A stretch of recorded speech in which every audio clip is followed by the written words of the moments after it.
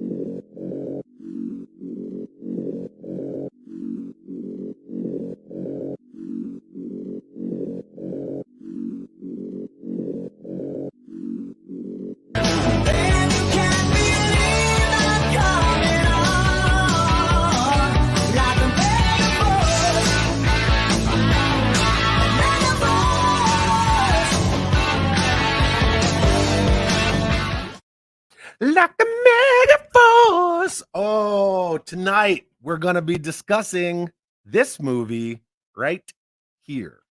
And a little different. We're not necessarily talking dollies, but I and my good friend Gaz, we're going to tie it back around to why we believe Megaforce is our favorite G.I. Joe movie. Sounds kind of weird. Stay with us, right? Hang out. Let's discuss Megaforce. And then you'll see how guys like myself and Gaz, we kind of tie this into being the best G.I. Joe movie there is. So I'd like to thank you all for being here on Sunday, hanging out with me. As always, you guys are the best. I'm feeling a little better. Still a little gross, but feeling a little better. Not as bad as I was on Friday. I know somebody else was first because I was in here in StreamYard yesterday and there were like 15 comments already, but for posterity's sake for tonight, Ken from Toy Connections is actually the first comment. But I see all of you awesome people. Again, I'm sorry. My voice is going to get a little weird here and there, but thanks for being here. And let's talk about why the good guys always win, even in the 80s. And to do that, I have to bring in my good buddy Gaz. Hello, my friend. Hello, my friend. Hello, all you Megaforce fans out there. Yeah. How you doing, buddy? I'm doing good. Sorry about the camera, buddy. I don't know what's wrong with this thing. I'm going to have to check it out. It's all good. Yeah, so for everybody hanging out, Gaz had some power issues, and now he can't make his camera work, but that's okay. So anybody that knows you knows that 3 times out of 5, you're just a little thumbnail anyway. That's true. That's very true. Yeah, that's okay. Look at this. And here's Adam. We want gas. We want gas. Give me gas. Well, here's Gaz right here. Hello. Check this comment out from Zaymont Rogue. I've never heard of this flick before I started watching Chad. I may be too sober. Nah. Oh, it's okay. It's never too late. I don't know. Yeah, and then David Roberts says, good evening, Chad and fans. Thanks, Chad, for having a great chat for us tonight. Deeds, not words. Yep. Words to live by. Words to live by. Wise man once said, you love him in red, you love him in blue. That's actually the other way around. So you love him in blue, you love him in red. Most of the time. Always love him in blue. You know, the funny thing is, with the closed captioning on, because I'm hard of hearing, partially deaf, it says you love him in blue and you love him in red, but you always love him in both. That's what it says in the closed captioning, even though he says blue. Yeah. Which is kind of weird. So yeah, Jimmy Purvis has not seen this movie either. What? Okay, Jimmy. What That's was the all right. first time? We're gonna I convert envy a you. bunch of people. We're gonna convert. All I'm saying is that if you think about Joe and all the crazy stuff that Joe has, you got the Ram Cycle and the Silver Mirage, and you got the Awe Striker. Tell me you couldn't see this beautiful G.I. Joe scale Delta Mark IV cruising into battle with all those machine guns and missiles. You put a blue headband on Duke and you're all set. Or we just get our figures from Eagle Force, which we're going to discuss those too. That too. So I already played the crawl from the movie. And when we talk about how Megaforce kind of ties into G.I. Joe, so this whole Phantom Army, right? Yep. Kind of sounds like G.I. Joe to me. Yeah. I can't play it as we talk about it at the same time, which I probably should have done, but I suck like that. You got a still frame of it? I bet you I can do that. Hold on. Let me see if I can do that. Oh, look, I can. All right. Yeah. Can I mute it though? I sure can. So there you go. Right, there you go. So despite official denials by leaders of the free world, sources now confirm the existence of Megaforce, a phantom army of super elite fighting men whose weapons are the most powerful science can devise. Mission is preserve freedom and justice by battling tyranny. What does that sound like? Right? G.I. Joe. Daring, highly trained special mission force, right? Its purpose to defeat Cobra. Yep. There you go. Right? There you go. And Megaforce came out at about the time that A Real American Hero launched as well. June of 82. June of 1982, yeah. So 20th Century Fox, let me get this off the screen. 20th Century Fox distributed this movie. Oh, hang on, Gaz. Hold on. Ah! Man. Oh. Camera doesn't work. I'm sorry. Oh, man. The man loves when I watch Megaforce. Loves it. I got accused of taking his copy and hiding his copy of Megaforce. Oh no, I would absolutely die if somebody did that to me.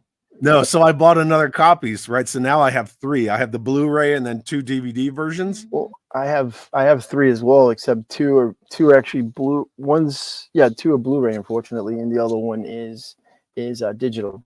Oh, yeah. So, yeah, when we moved, apparently I misplaced my copy of the DVD and I strongly asked the ma'am and our teenager, did you take my copy of Megaforce? Did you do something with Megaforce? And they were like, no, we didn't touch it. You just went, where is it? Yeah. Yeah. Canuck says, greetings from Arkansas to the missus. Hello. Everybody's saying hi. Hi. Cool. You gonna go? Yep. Love you. Say bye to everybody. Bye-bye. Bye. Yeah, so that's a little funny story. So I thought maybe they took my copy of Megaforce and got rid of it because every time they're like, oh, what should we watch? I'm like, let's watch Megaforce. No, we're not gonna watch Megaforce. Anyway, so yeah, 20th Century Fox, June of 1982. So just about the time where A Real American Hero was about to hit shelves when this movie came out. One of the big things that Megaforce had going against it was that it was a very vehicle stunt heavy driven action movie that came out at the same time as Mad Max 2: The Road Warrior. Yeah, that actually premiered, like, I believe, in May of that month, of that year, and this our favorite movie came out at the end of June. Yeah, so Road Warrior kind of put a dent into Megaforce, and Megaforce was doing stuff that a lot of films hadn't really played with, as far as using screens and driving through screens and things like that. You mean Intervision? Intervision, that's correct, yes. So, and then Hal Needham was the director of this movie. And one thing that really shows when you're watching Megaforce is just how stunt-oriented this film is. The fact that Hal Needham was a stuntman. Yep. He had been a stunt coordinator for a long time. He trained under John Wayne's stunt double. He did all the stunts in Gunsmoke, How the West Was Won, all of the Smokey and the Bandit films, and both Cannonball Run movies. Didn't he direct the Smokey and the Bandit films as well? I I don't believe know. so. I believe the idea. I believe if I remember correctly, I think this is a Hal Needham interview they had. He got the idea for the movie as they were filming another movie with Burt Reynolds. I think maybe like Gator or something like that. And they were down south and they had Coors beer, but it was always disappearing from the refrigerator. So we asked the maid that was cleaning up the apartment, you know what's happening this? And she told him, Coors is illegal here. So when we get it, it's like, they take, they want it. So that's where he got the idea for Smokey and the Bandit. And because he was living with Burt Reynolds. Right. Yeah. Because he's longtime friends with Burt Reynolds. Yeah. Yeah. He pitched the idea to Burt. Burt pitched it to the studio and bang, Smokey and the Bandit. Okay. I know that he was the stunt coordinator for all the Smokey and the Bandit films. I didn't see that he was the director of any of them, but yeah. I trust you and your Hal Needham Megaforce. I believe I could be wrong. Somebody could correct me if I'm wrong, but I believe somebody will say it one way or the other. But because he did that, he did the Cannonball movies. He did I think Hooper. Yep. Hooper, which was a stuntman movie with Burt Reynolds. Yep. Yeah, the big ones that I really wanted to touch on was definitely Smokey and the Bandit movies and the Cannonball Run films. Because I mean, think about Cannonball Run; it's all vehicle stunts. The whole movie's great. And Dom DeLuise, dun dun dun. Captain Chaos. Captain Chaos. You know the whole reason why I put bloopers in my videos is because of the Cannonball Run films. Well, that and the Smokey and the Bandit, because they do that in Smokey and the Bandit as well, I believe. Yeah, but Cannonball Run were the movies that I always think about when I think about putting like outtakes at the end of videos. So Dom DeLuise and Burt Reynolds, what a partnership. Yeah. Oh yeah, absolutely. Movies. Oh. Zaymot says, I see the connection with the Maverick from Eagle Force. That answers my question. Yes, that's exactly who that is. And our good friend Matt LaCroix is the one who worked on all those figures. So yes, those are definitely Megaforce figures. Are the rest of the ones that are in the same attire that the goldish suit like he's in? Are they supposed to be also? I don't think all of them are, but are there a couple of them that are supposed to be Megaforce guys? Not all of them, but yes, because I have the cowboy one sitting over here on a shelf, and he doesn't have the chest panel. Yeah. But all the other ones that have the chest panels, yes, they're all Megaforce figures. There's, you know how it is with Eagle Force and Fresh Monkey Fiction, right? You get this figure and get this figure and swap the heads. Mm-hmm. So if you get this figure and then you get the cowboy hat one, you got Dallas. Yeah. Right. Yeah. You just have to put the flags on their shoulders because everyone in Megaforce, which, we're going to organically get to, we're going to talk about the friendly forces and enemy forces, but everyone in Megaforce, they identify what country of origin they're from by the flag that they wear on their shoulder, except for Dallas. Yeah, except for Dallas, because he wears the Dixie flag. Which we remember this is the early 80s. Yeah. So it was more acceptable then, I guess. Yeah, and it's not meant to be, because him and Zachary Taylor are good friends. It's not meant to be any. And Six Killer. Yeah, people don't need to give it a try. I'm triggered. You don't got to get weird about it. So it's a different. You got to remember, this is the same time they had the Dixie flag on top of the General Lee. Yep. Yeah, and James Lucas says Cannonball Run is the reason I have such a love for the Countach Lamborghini. That or the drivers. Wait a second. When Chad catches up with I'm not behind on the chat. We're just talking. Stop it. He will settle your little beaver tail. What are we talking about? Whoa. I love the bloopers at the end of that. Yeah, right. That's what I'm talking about. Pericles is late. Punch and Pie. The Pack Rat and Cannonball Run was the best. Oh man, yeah. Sammy Davis. Oh, there you go. Darkest Cloister said the story of those two living together sounds like the plot of the movie Open. I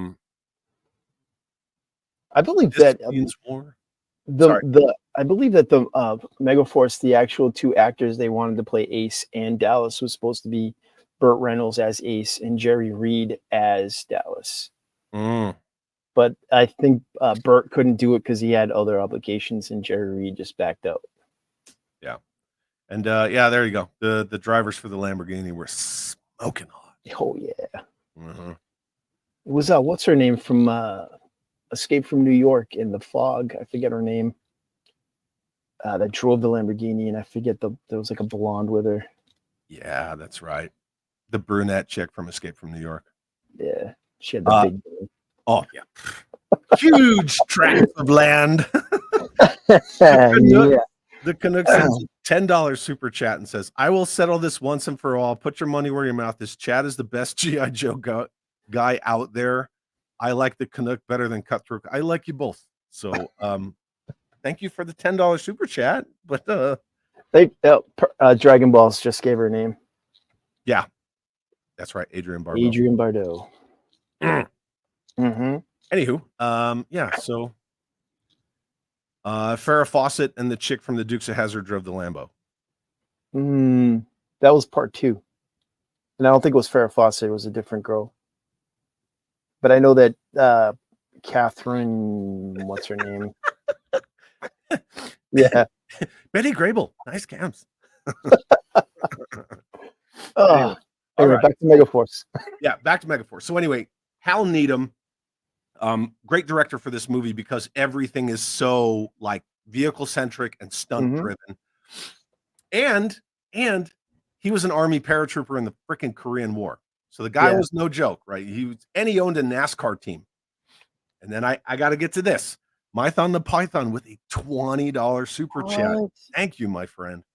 Another vehicle-centric movie I absolutely adore is in my top 10 films in all time is Space Hunter. Yeah. Oh, dude, I just watched that like a couple weeks ago. Yeah, it's like Mad Max meets Star Wars. Yeah, absolutely. I also just watched Cherry 2000 the other day.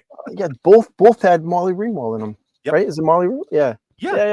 Yep. That truck was cool in Space Hunter, man. Yeah, Space Hunter is a great movie. All that stuff like Journey Beyond the Stars and all that stuff that like late 70s, early 80s. Is it Journey Beyond the Stars? Is that the one that has George Papard in it, or is it Battle Beyond the Stars? Where he plays like that. Oh, maybe it is Battle Beyond the Stars with the ship that has those like real fat sides. That's Battle Beyond the Stars, yeah? Yeah. And that weird kid. The kid from the Waltons. Yes. What's his name? Yeah. Walton's kid. God, I could talk 80s movies all day. Canuck loves Cherry 2000. Yeah, she was also in Swamp Thing. Hell yeah, she was. Yeah, that's right. She was. Heather Locklear was in part 2. Stinky Catbutt says, hey, Dolly, man. I mean, Chad. Hello. Good to see you. Dollies. How's your cat butt? Yeah. Anyway, Mython the Python, thank you for the $20 super chat. Yes, that is a fantastic movie. It really, really is. See, I'm trying to keep up. The race. Have you ever seen is it called Battle Wagon, Battle Truck? It's an early 80s movie. It stars Michael Beck, Dallas. Yeah. And he rides a motorcycle in it. And the odd thing is his name is Hunter. Yeah, and it has like that semi or whatever. Yeah, the semi, yeah. Like they're like some sort of like post-apocalyptic. I thought it was Battle Truck. Yeah, Battle Truck might have been. And then there's Maximum Overdrive. Duh. Oh, you gotta love that one, right? Yeah. Clown face truck. Emilio Estevez, right? Yeah. The car was horribly fantastic. I don't think I've seen that. You've never seen that? It's got Josh Brolin's. Is it Brolin? Josh Brolin. Brolin? Yeah, it's got his dad in it. It's really good. It's got this like freaked out like Grand Prix looking car from like the 70s or like a Lincoln Mach 5 or something like that. It's really cool. Right on. It's kind of like the Wraith. All right. Except it's evil. Warlords of the 20th Century. Was that the name of the movie? I don't know. It's funny because some of those old movies that you see, they have like 4 different titles. Yeah. Yep. Oh, look at this. Wasn't Megaforce the first Men in Tights? No, that'd be like the earlier Robin Hood movies. Yeah, that'd be like Errol Flynn. Wouldn't that be Errol Flynn? Yeah. Errol Flynn, yeah. Man, don't forget Superman in 70. Speaking of Megaforce's tights, those uniforms actually serve a specific purpose, and we're going to talk about that. Oh, yeah. So, in this film, and I kind of approach this from a military standpoint, like talking about friendly forces and enemy forces and stuff like that. So we obviously our friendly forces, we have Megaforce, which is the titular force of the film, and Megaforce they're kind of like a private army, right? They're kind of governed by SCUF, right? What is Supreme Command of Unified Free Forces? I kind of look at them like as like it's that kind of says to me like UN, like Black Ops type of thing. Yeah, So and that's like what I saw. UN. There's like a shadow UN. Yeah. Yeah. Because Scuff, they basically support Megaforce with equipment and things like that. You know, when they're going through the hangar, and Dallas is saying every once in a while they just back a truck up. Yeah, just dump a bunch of stuff. Dump all this new stuff out. Yeah. Because we all like stuff. We do like stuff, yeah. Lilith says, hope Chad's feeling better. If not, hope speedy recovery. Hey, Gaz. Hello. I'm sniffling a lot, but I'm better than I was on Friday. Thanks. I feel like I'm coming down with something too. Nickname Chad Dollman Full Moon Movie. Oh, okay. The Dollman movies are pretty cool. It's got the what's his name? I'll look it up. Look at this. Just Jeff. Nice guy, total friggin' hater. I can't believe this stream is happening about Megaforce. Good guy. Megaforce is awesome, dude. Believe it, man. Believe it. And I'm sending you a thumb kiss right now. It's happening. And this is the third time Gaz and I tried to make this happen. Yep. Yeah. Yep. Beta Ray. I wonder how hard it would be to get the rights to a bunch of the 80s movies you were talking about and make 118 unified toy line from all of them. I don't know. I don't even know who owns the rights to this film. I've been like dying for like, it's been so long now. I don't even care if I get a toy. I got a couple of Mattel Hot Wheels. I got a fantastic Ace Hunter that Adam made me as a Motu Ace Hunter. Yes. And I think it's about it. And I'm kind of happy with that right now. Yeah, I mean, Eagle Force has given us the figures, and like I said, there's 3D files out there. I just printed the sucker, and I used a safety pin for the antenna, and I used the caliber 50 you got a tripod as the kickstand. You got to put a little orange on top of that antenna. Well, the funny thing is, Adam was supposed to cut print me the all the bolts. We just never got there, but whatever. So I'm not going to hand paint those. They're have you seen that model set out of Japan? It's got like the huge Tacom. Yeah, but it's gigantic. It's like it's almost something out of Power Rangers. It's I think it's one of the what do you call it? Like demo art for the idea premise. Right. And I ordered one, but I got this like black like British limousine instead, so I guess it's never meant to be for me to own one of those. I think he does. Yeah, he has a destroyer. Are we talking about this? Oh yeah, the Mega Destroyer with the laser. Yep. Look at that Mega Destroyer. The only problem is that this Mega Destroyer is too big, right? It's supposed to be the size of a buggy, right? Yeah. Way too big. Yeah, it's way too big. It's way too big. It's like twice the size of what it should be. And the nose is too wide. I think it's supposed to be narrow. It's too long too. Yeah. Like it's cool though. The print of it came out great. Yeah. It's just way too big. That's cool though. It's really that's cool. My only problem with this Mega Destroyer. It's too big. I'm gonna set it down there. Super cool though. How fragile is it? How fragile is it? It's not that fragile. No. Cool. No, and I mean, like even this, like it's it's sturdy, super sturdy. Yeah, I like the bike. The bike looks really good. The Delta Mark IV looks fantastic. The Mega Destroyer is a little too big, dude. The Tacom's like this big. Yeah. It's the size of my Mauler, and I haven't even finished putting that thing together yet. They're too large. I need to reacquire the files and shrink them down. So yeah. Megaforce is still trademarked. Yeah, it is. Yeah. Damn it. If anybody cares, in the description of the live stream, there's a Megaforce Facebook group, and they're doing a bunch of like documentaries about Megaforce and things like that. There's a lot of activity in that Facebook group. So yeah, I'm part of that Facebook group. Here's something that people always talk about, right? I guess just because the name's Megaforce, Delta Force. Megaforce reminds me of Delta Force. Will they be sent into a mission? They wouldn't get everything they lined up in a plane. Kinda. Yeah, kinda, but no. I mean, Delta Force starts in the Libyan desert where there's like a helicopter waiting for them. And I think a lot of people just because Chuck Norris is on a motorcycle with machine guns on it. And I got rockets on the back. Yeah, rockets on the back. Just for that one shot, so he can shoot. Shoot that guy. Yeah. Yep. I always felt like Delta Force is like 2 movies in one. Like they filmed the Chuck Norris film, and then they filmed like this hijacking film with like big stars, and then they said, "Oh, let's just throw the 2 of them together." Who was that?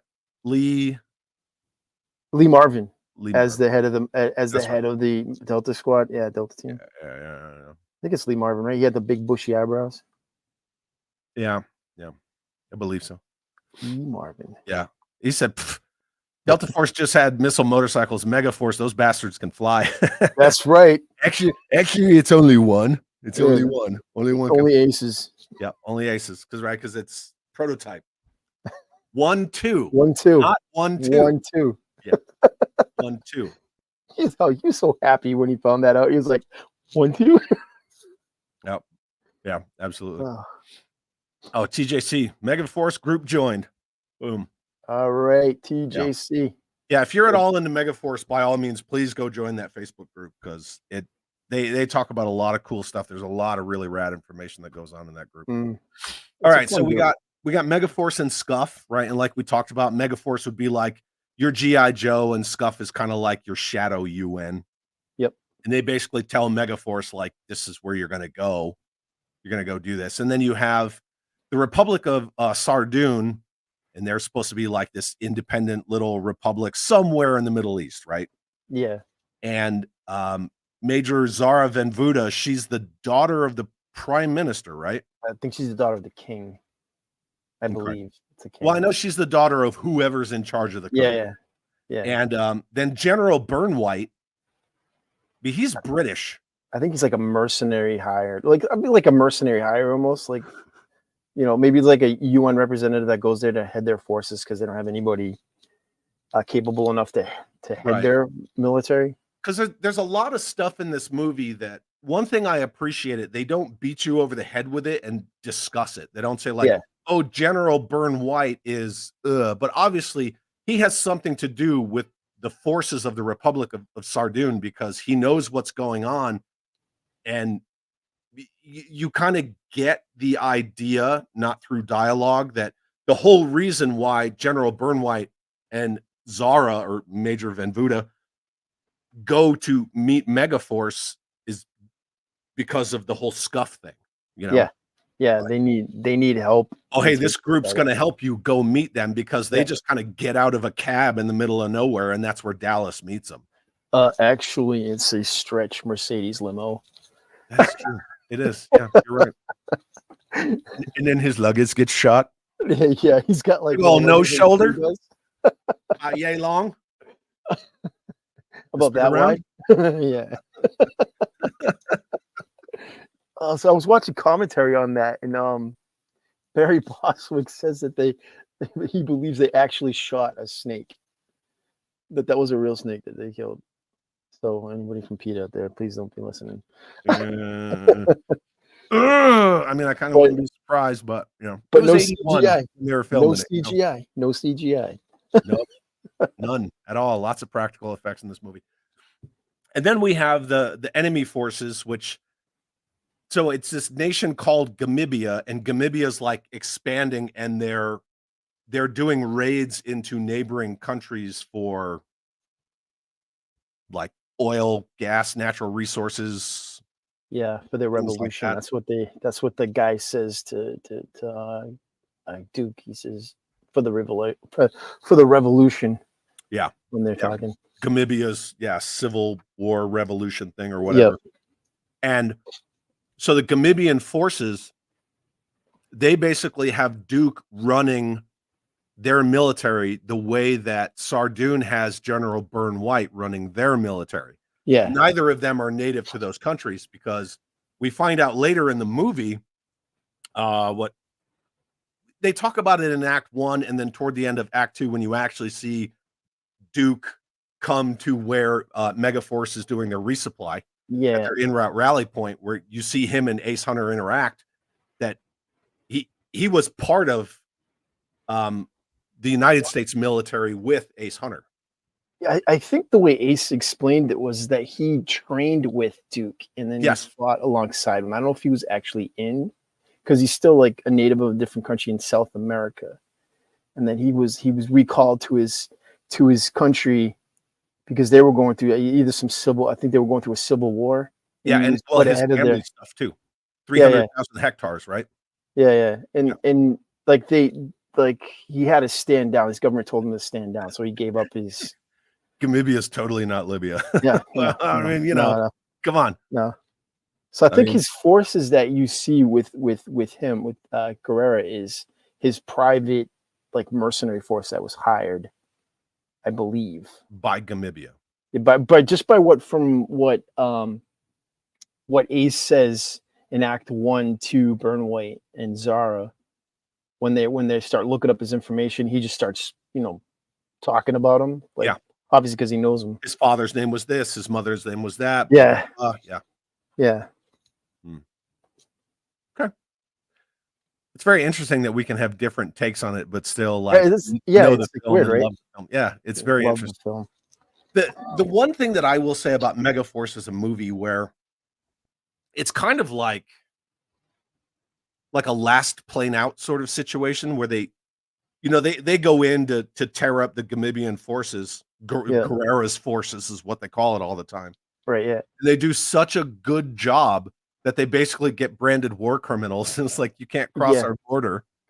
And Yeah. I always love that about this film, where it's like, they're a superior force. They're highly trained. They have the best equipment, and they do their job so well. It's like, well, sorry, now you're just stuck in this dry lake bed. You did it too well. You're stuck in the country. You got to either surrender or try to make your way out.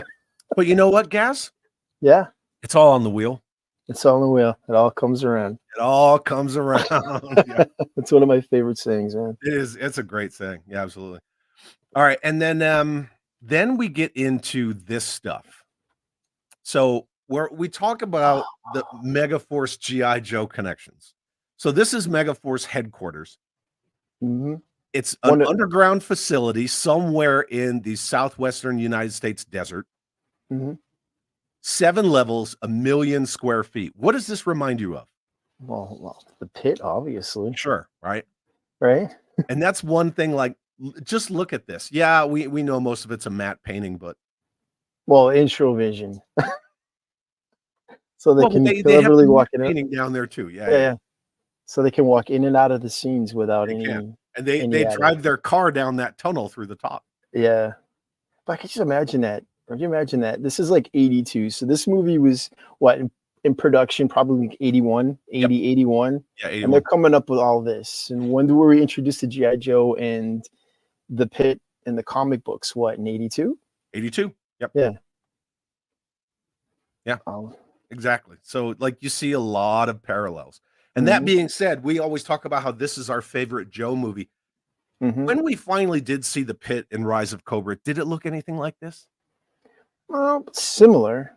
I mean, we got like an elevator, like, Got an elevator, and you saw the elevator shot underwater stuff, which is funny because Dallas says, well, this ain't even all our equipment. You should see all our boats and planes and stuff. And they don't even talk about that. Yep. You just see the C-130 down there with some mega destroyers and the Tacom and whatever. I believe there's actually, because I was just watching it earlier today before I had the power issue, and there's actually a Cobra attack helicopter in there as well. Yeah, there's a lot of stuff in the background. There's that MiG. Yep, the MiG. She was like, "Isn't that the latest Russian?" And it was like, "Well, it was." It was, yeah. Yep. Just love it. Oh yeah, absolutely. Very similar to the Megaforce. Oh, that you're talking about the pit? Yeah. Mm-hmm. Yeah. Is that a scene from Spaceballs? No. Man, No. Completely different movie, man. Yeah. Completely different movie. Reminds me of the Buck Rogers hangar. I could see it with like all the lights on the tracks. Yeah, the Gil Gerard ones. Yeah. Yeah. So anyway, so this is their headquarters, 7 levels, 1 million square feet, blah, blah, blah. Mm-hmm. And then we get into, that's kind of like their C2, like their command and control area. Yep. And this is where they start discussing how they listen into every military in the world, and they have, data banks that just record everything, and they build profiles on everyone. Yeah. Yeah. Yeah. I love the bit where they listen into the Chinese Chinese Don't guy. cook tonight. I'll stop by here. Tell And your get some mother. American. It's classic.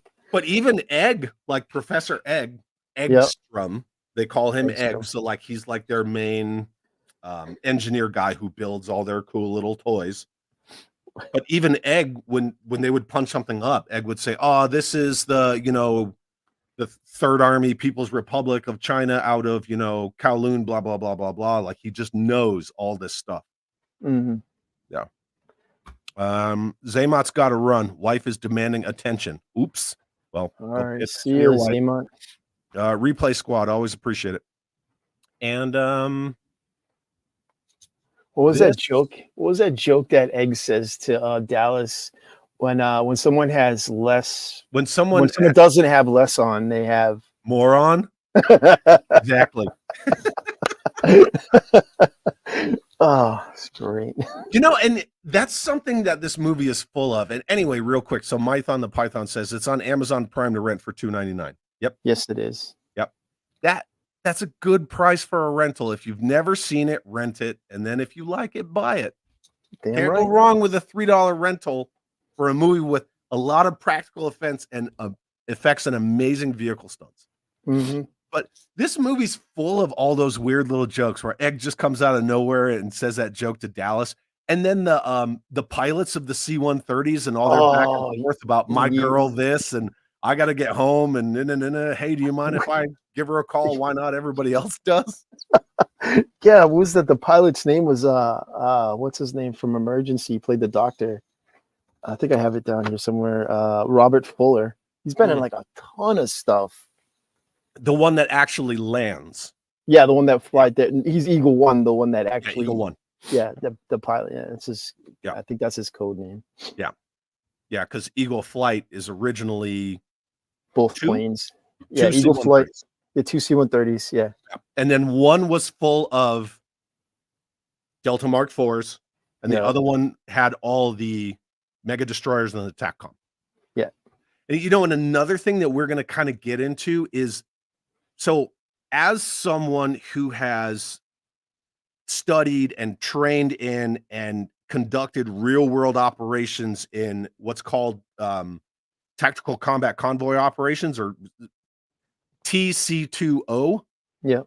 This movie nails all the tactical combat convoy operation stuff. But and a lot of it is subtle. You don't really see it unless you know what you're looking at. I guess the logistics portion of it with the in the C-130, you see the destroyers hanging. Yeah. Yeah, they're up like this. They're not down. Yeah. Because when they're in like a 45 degree, you can fit more of them in there. Right, yeah.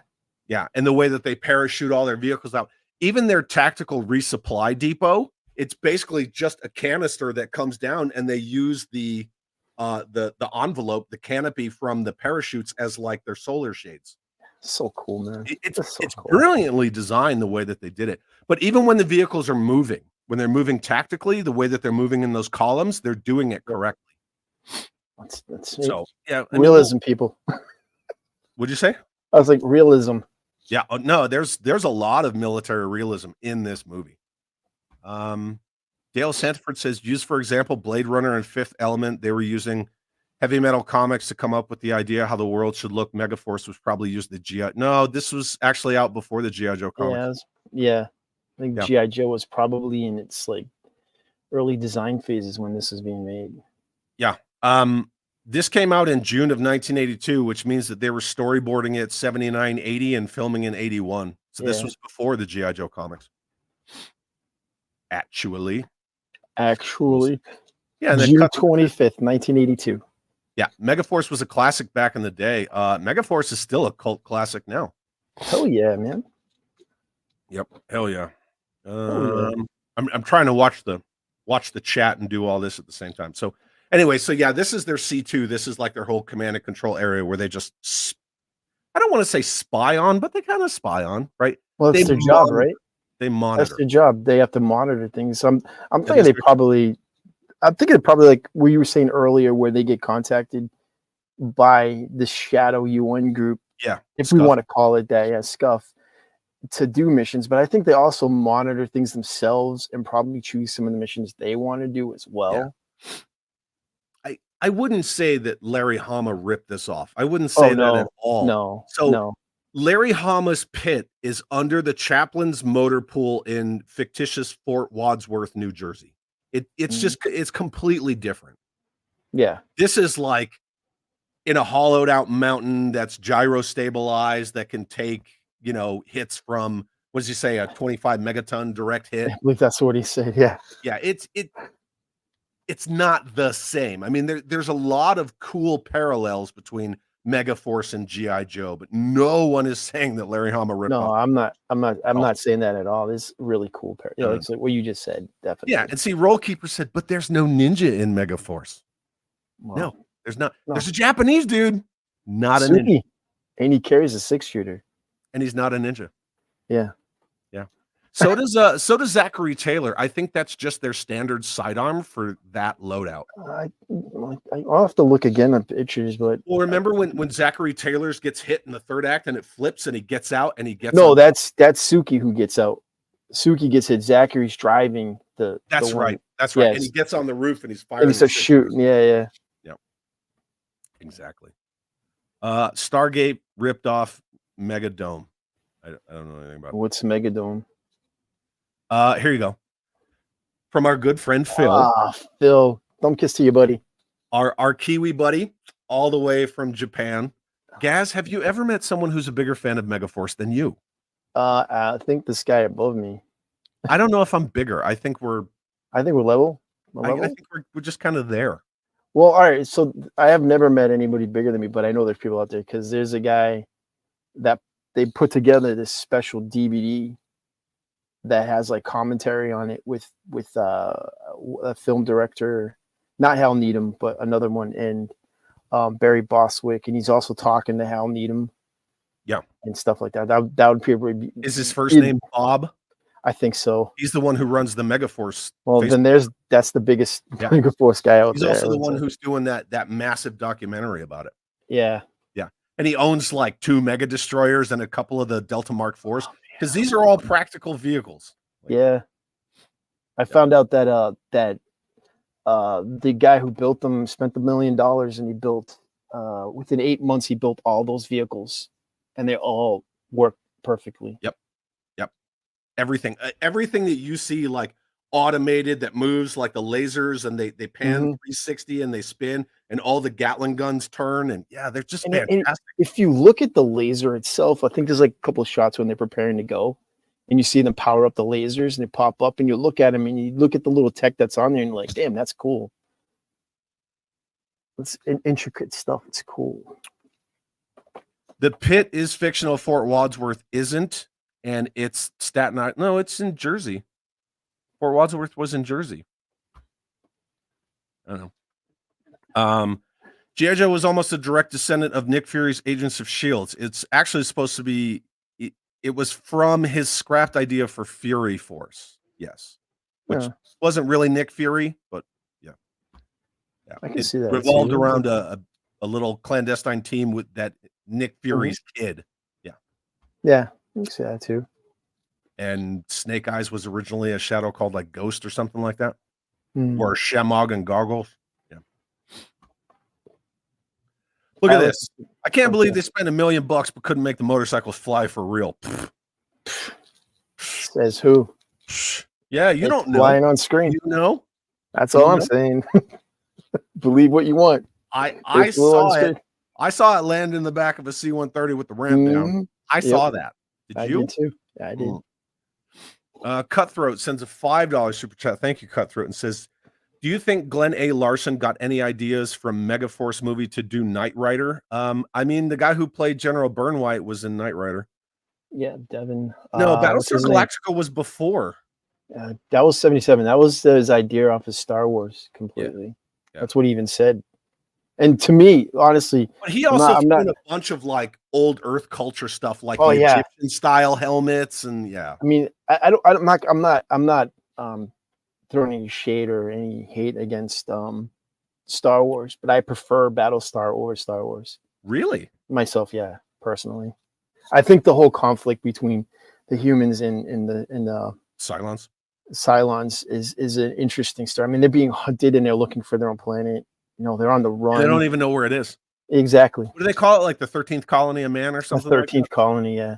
And they're just like following like the But breadcrumbs. again, there's all like your biblical allegories, right? Yeah. Like the 13th apostle and all this stuff, and the Yep. 13th colony of man, the number 13, right? Friday the 13th, going all the way back to when like the Knights Templar were all betrayed, and Yep. right, Yep. Friday the 13th, 1803 or something like that. Yeah. Yeah. Yeah. Some stuff I know. It's something. just, I think it's a well done series, and it's a television series. And I mean, and I think even like the theme song, and I love John Williams, Oh yeah, the brilliant musician. Battlestar Galactica stuff is cool. And the very first episode, they're like, "Yay, we're gonna have like a little peace conference with the Cylons," and they're like, "No, Yeah, you're not." and And you knew everybody it. wiped out. You're like, man, that's pretty dark. And then Rick Springfield dies. Spoilers. Yeah, Rick Springfield did buy it, and Dirk Benedict Ah. was totally cool in that show. Oh, he's hell of a cool in that show. The Big Cobra robot was definitely intended to be a Hydra robot. No, I don't see that. No, G.I. Joe. Yeah, see, Battlestar Galactica had a lot of religious themes. Yeah, not just Judeo-Christian either. No, there's a lot of stuff in there. Yeah, A very lot. interesting sci-fi show, and the newer show is great too. Are you talking about with the chick from Deadpool? No, wait, that was V, as you were. Actually, I'm sorry. I heard they're gonna do a new Battlestar show, and it's gonna be more based on the original. I had heard that as well. Yeah, so that should be interesting. Anyway, so back to Megaforce. Yep, Megaforce. Hey, Megaforce. Anyway, so yeah, here's their pit or their command cool. center.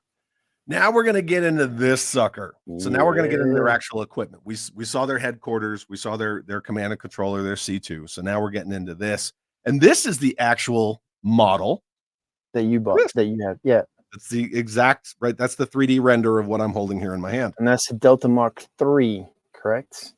Delta Mark III. Yep. Or the Delta Fast Attack Bike, whatever you want to call it, right? The marks are just the versions, right? Yep.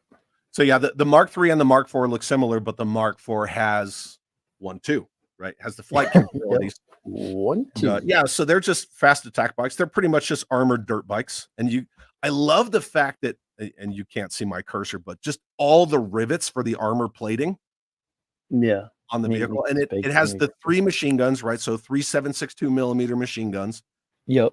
I don't know where the ammo is, but later on, before the final battle, you actually see them reloading all of their ammunition, which I'm guessing like where those missiles are under there, it's got to be like pods to hold the ammo. probably, but and the missiles actually fire, which I thought was cool. Electronic, yeah. One thing that I love about these vehicles is they use like real CB antennas on them. So like when you're looking at the bike, like you see like this beefy antenna with the red tip on it. Dallas's doesn't have that. It has a flag on it. Yeah, he puts it like yeah. He puts it there before the final fight because they're like, might as well, right? Actually, he has it on during the night raid as well, which I thought was kind of weird. Like, Yeah, there's a couple of areas in this movie where you see like certain shots are reused. yeah, Even when the Mega Destroyer does that fifth wheel turn, which is really cool that they have that capability. yeah, You see it again like a minute later. It's just yeah. exactly, They do it twice. and in the final battle, the one guy with the machine gun who's like trying to strafe down, you see that at least 4 times. In fact, when I cut together a piece of footage that we're going to kind of talk through, I had to cut all that stuff out over and over and over. I just love that Chad's design. dream It's Power so cool. Wheel vehicle. Absolutely. That's my dream vehicle in real life right there. I mean, you can find them. They're not cheap, Yeah. but you can find them. Yeah. Can you imagine just riding to work in that thing? Oh, that would be. I mean, so obviously you have to take the missiles off, but So you That's guys cool. think the Megaforce dudes ever took those bikes on any sweet ramps? Well, if you watch the movie, they jump these bikes like mad. The whole Yes, movie, sir. like Ace Hunter jumps over the Bronco at the Yep. beginning, right after they do their little training run. Then they're jumping it over ditches and everything where they're attacking Guerrera's forces in Act 2. Yeah. And then in Act 3, he jumps over a Russian T-55 tank that throws a grenade right in the hatch. Can't go Yep. wrong with that. That's awesome. That's why they're meat. That's why they're cool. Mm-hmm. Ooh, I like this comment. Megaforce motorcycles remind me of Street Hawk. I can see that a little. Yeah, a little. When they're using their stealth skins, I could see it. Yeah.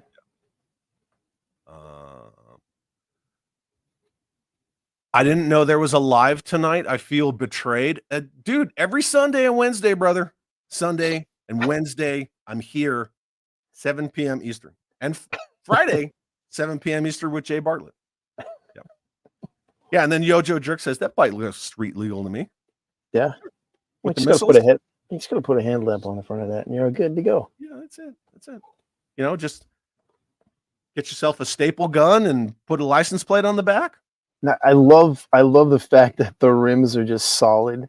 Yes. And I remember back when I was a kid, BMXs started having that style tires on them. Yep. Yeah. Yeah, and again, like when you look at the actual physical bike, like they have little armored rivets on the wheels. Like they're on this, if you can see them in there. Yeah. Yeah, they're there.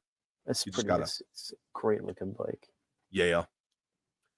All it needs is a Gatling gun sidecar.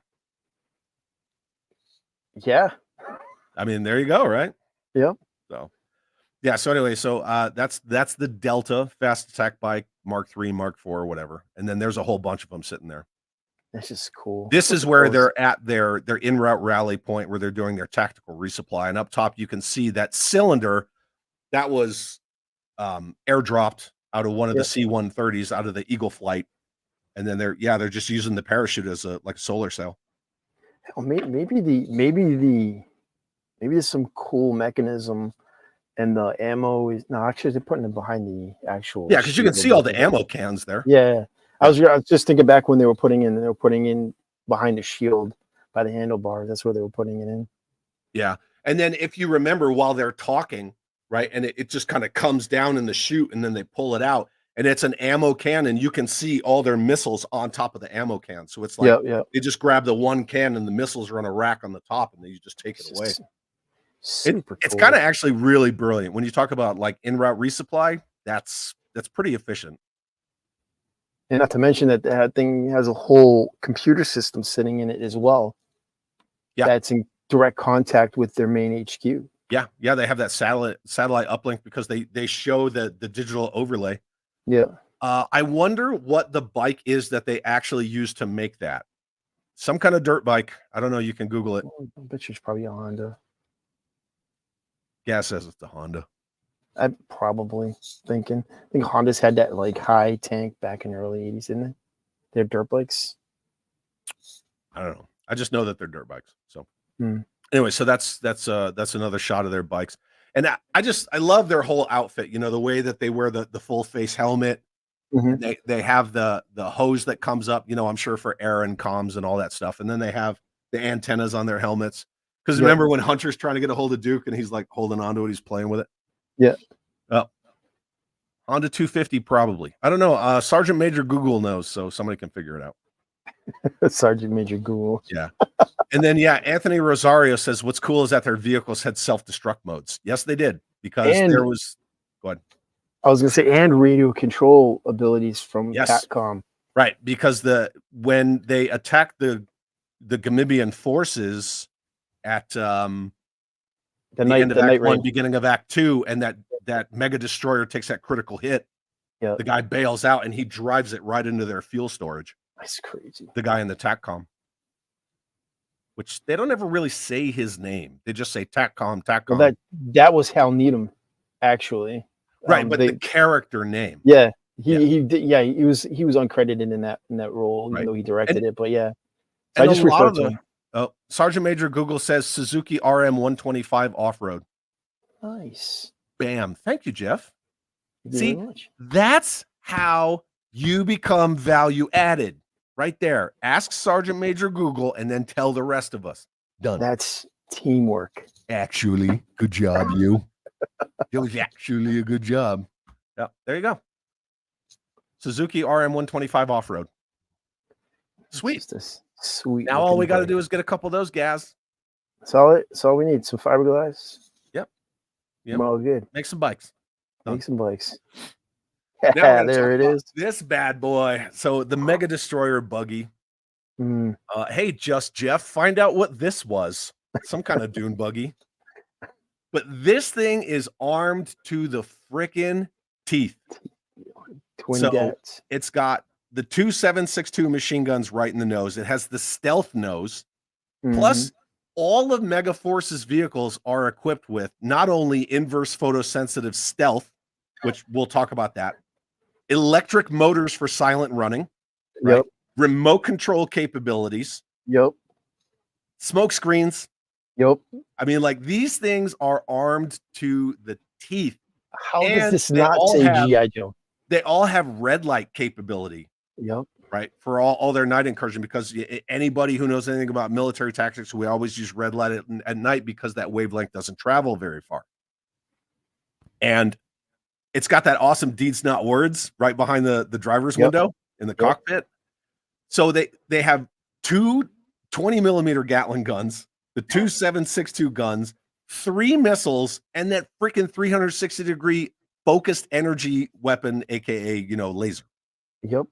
These things are just ridiculous. This is an off striker on steroids. But it is. Do they have a cup holder?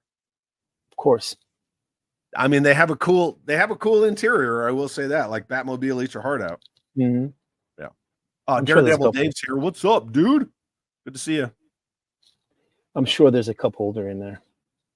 Yeah, this is super cool. Yeah, this is definitely Awe Striker eat your heart out. This thing would have an Awe Striker's lunch in a heartbeat. This could be a show in itself. Yeah. Street Hawk. Yeah, you know what absolutely. Bill Harkey's San Fernando Buggy Center in San Fernando designed many parts of this dune buggy. The basic chassis is similar to their Class 1 buggy frame. Don't forget the shrink ray. It's the wrong movie. That's the Rick Moranis version of Megaforce called Spaceballs 4. When we get to Tacom, we can talk about that. Yeah, that's the disintegration ray is basically what it is. Is it disintegration ray or is it shrink ray? Because if you watch the scene and you listen, you hear these these little micro voices sound like, and because Hal Needham says there's no on-screen deaths. So if there's no on-screen deaths, those guys shrunk.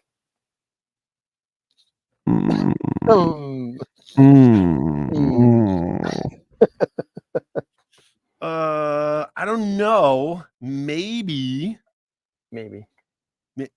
Actually, I don't know. You might be right. I'm not too sure. But I'm just gonna go vaporized, but that's just me. Cutthroat. Is that an ice cream cone decal on the Megaforce buggy? No, that's the deeds not words. Are you serious? It has like an MF with an eagle and lightning bolts, and it says deeds not words. That's like one of the most coolest patches ever made, ever designed. I don't have it on my computer, but I have it on my phone. I can find it. I have it right there with my signed Ace Hunter photos. Oh, well, I don't have any signed Ace Hunter photos, so. And I got one from like a Wizard Con, and then the other one I got off a fan site. See, again, I think you're creeping away from me. Yeah, it's this right here. Yeah. Deeds not words. Megaforce, baby. Boom. Yeah. Can't go wrong with it. Anyway, so yeah. And it said, oh, sorry, I got my movies crossed. It's okay. We all do that. I love that. I love that paint scheme too. Oh, it's so good. Thunderbolts are great. The bolts. Yeah. And really, if you break it down to brass tacks, it's like a form of digital camouflage. Mm-hmm. Plus, again, like we talked about, inverse photosensitive stealth. Yep. Yeah. So, and then I wanted to put this shot in there because it actually shows Zachary Taylor outside of his Mega Destroyer. So not only do you get to see the different uniforms that they wear, but you can see the size where there's a person standing next to it. And again, the 3D model that I printed is way too big. I didn't realize it was going to print that big because it said it was 1/18 scale and it is not. It's easily 1/12 scale. Also, look at this one has actual paint on the windows and then it has a slot for tinted windows in it. See? Yeah. Yep. That's cool. That's how mine is too. Oh, that's dope. I love that. There you go. Look how crazy that is. Mega Destroyer is on sale on eBay for 10 grand. Yeah. I would buy that. I would buy that. Yeah. But yeah, even on this one, if you look at it, yeah, see, armored window with the slot. Yeah, it's great. Yeah, love that design, man. And then I always found it kind of cool that everyone who's in the enclosed vehicles, they wear the silver jumpsuit. Yep. Yeah. And the Mega Destroyer drivers wear red helmets. Yep. But the guys in the Tacom, I'm sure the driver wears a helmet, but you don't ever really see the driver because when Ace Hunter at that part in Act 3, just when they're about to sneak up on Guerrera's forces, you see the Tacom windshield open forward like that. I believe the driver's name is George because that's right. It is George because they never show him George. Yeah, they just George. You expect anybody George, but you never see him. Well, but you guys named like Six Killer, Dallas, Hunter, and then Zachary, Taylor, and George. Yeah, there's Suki.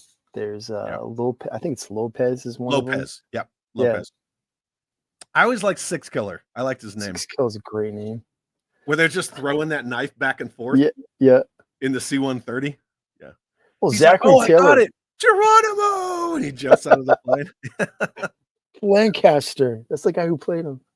What did he play? Zazel's here. Oh, there he is. Thumb kiss, buddy. Don't forget to thumb kiss that like button, people. Hell yeah. Yep.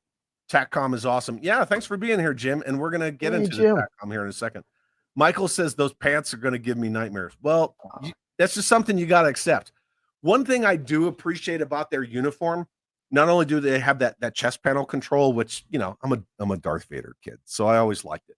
But they have laser pistols, which they don't really talk about. You see Hunter banging on the turret of the tank, which we're going to show that. Yeah. But then they also have those grenades down the other hip.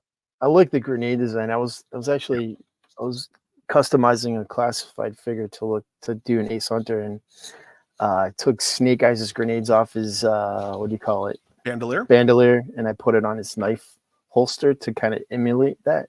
Yeah, they came out pretty cool. That's actually a good use of that. Yeah, very smart. Very proud of you. Thank you. Yeah, see, 80s was all spandex anyway. So yeah, that's right. But you got to remember, it's only the guys who are on the bikes. Yeah, only because the guys on the Fast Attack Delta bikes wear those suits. Everybody else, they just wear like a loose fitting jumpsuit. It's just because they're out in the air. Yeah. Yeah. So like, sure, you could sit here and joke about the spandex all you want, but I mean, I'm sure a lot of us read comic books in the 80s, right? A lot of us did, right? Yeah, weird. What does Spider-Man wear? Yeah, it was Spider-Man wears spandex. So did Wolverine. Yeah, Spider-Man's moose knuckle all day. Yeah, so. Superman as well, Batman too. They'll wear it. With their underwear on the outside. Thank you very much. Thank you. Appreciate it. Look at that. The figure 6-pack says the good guys always win, even in the 80s. Yeah. That's what we introed the show with. Yes, sir. We'll show it again. Don't worry about it. I did want to talk about these. Now, this image is the prototypes. So they don't have the chest control boxes on them or anything like that. Mm-hmm.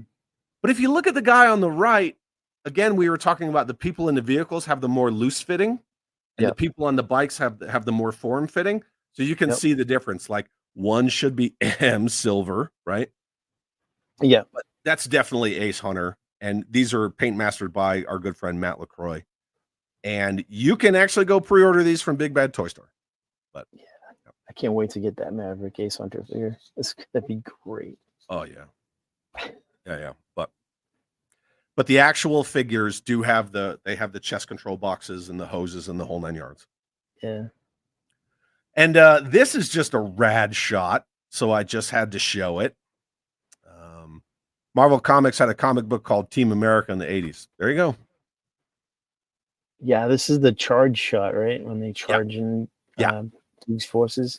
Yeah. So this is a shot from Act 3, and we're gonna, I've got the video. We're gonna play it and just kind of talk through it. But I just wanted to show the shot of the actual the laser weapon firing, which I thought was always a great shot. And then you see, obviously, there's all the trails from the missiles.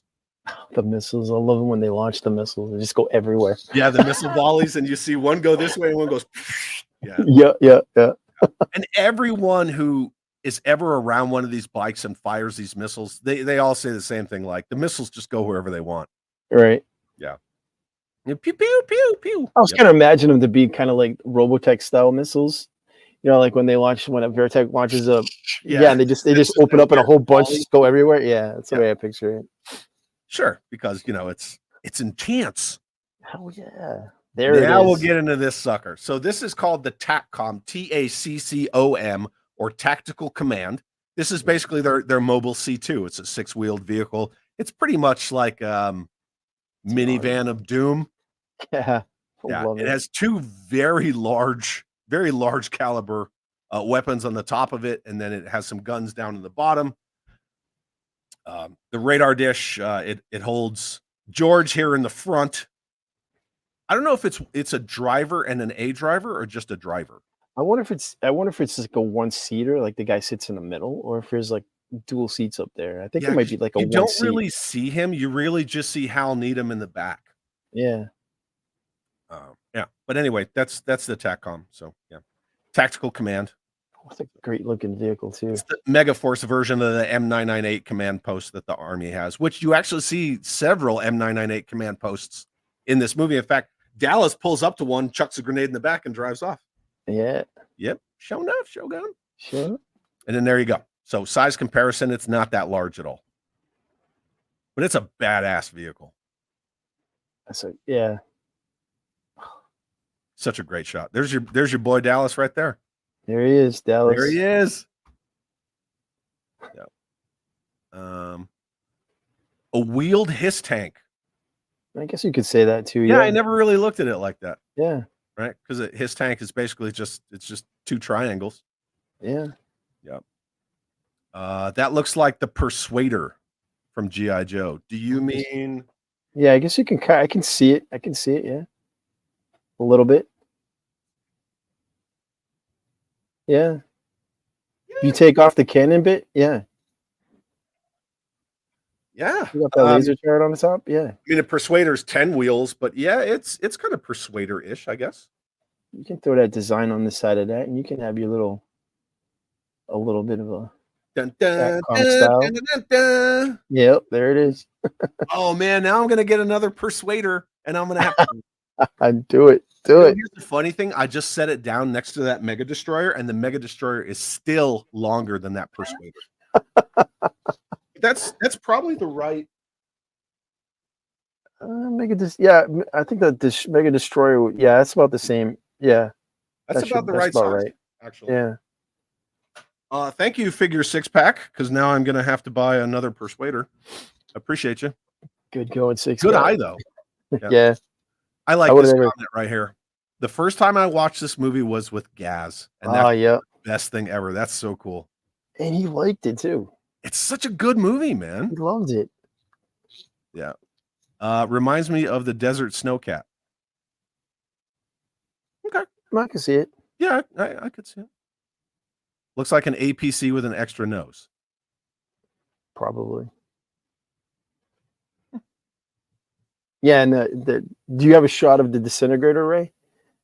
Comes out of the top? No, I don't. No. So I think it's just in front of the satellite dish where it pops out. Yeah, it comes up like that. Yeah. Yeah. Looking at that shot, I never realized how low flat that front area is. Yeah. Because in Act 3, when Ace Hunter walks up and takes the microphone so he can talk to Eagle Flight, that's at the Tacom. When the windshield opens, it's not even as high as he is. Yeah. I bet you the driver sits and looks out, like the actual driver. I mean, in the movie, the driver would sit in that cockpit area. Right. But I bet you the actual driver's sitting up underneath those two guns. Yeah. Because there's a window there as well. Yeah, you can see it. Yeah. Joe Fan, I'm gonna have to get it now and watch with my son. You can rent it on Amazon Prime for $2.99, and then if you like it, buy it. But Yeah. even the DVD, you can find a physical DVD on like Amazon and eBay for like $5, $7. I think there's It's like a not much. special edition on like that Umbrella site. I have a copy that was released by this company called Umbrella, and it has all these extra features on it and stuff. Rad. I don't know if Michael's joking. The driver lies down like in the Havoc. No, Nah, the No. driver's not lying down when no, not in that thing. because when Hunter walks up, he hands him the mic. Yeah. Unless he's like this, but Anyways, I don't like the Havoc design where they're laying down. It doesn't make sense to me. yeah. I think those guys operate the Oh, cannons. he said asking. No, he doesn't seem to be prone, but I mean, whatever. Yeah. You know, fictional vehicle, but it is functional. Like it is a real vehicle. Yeah.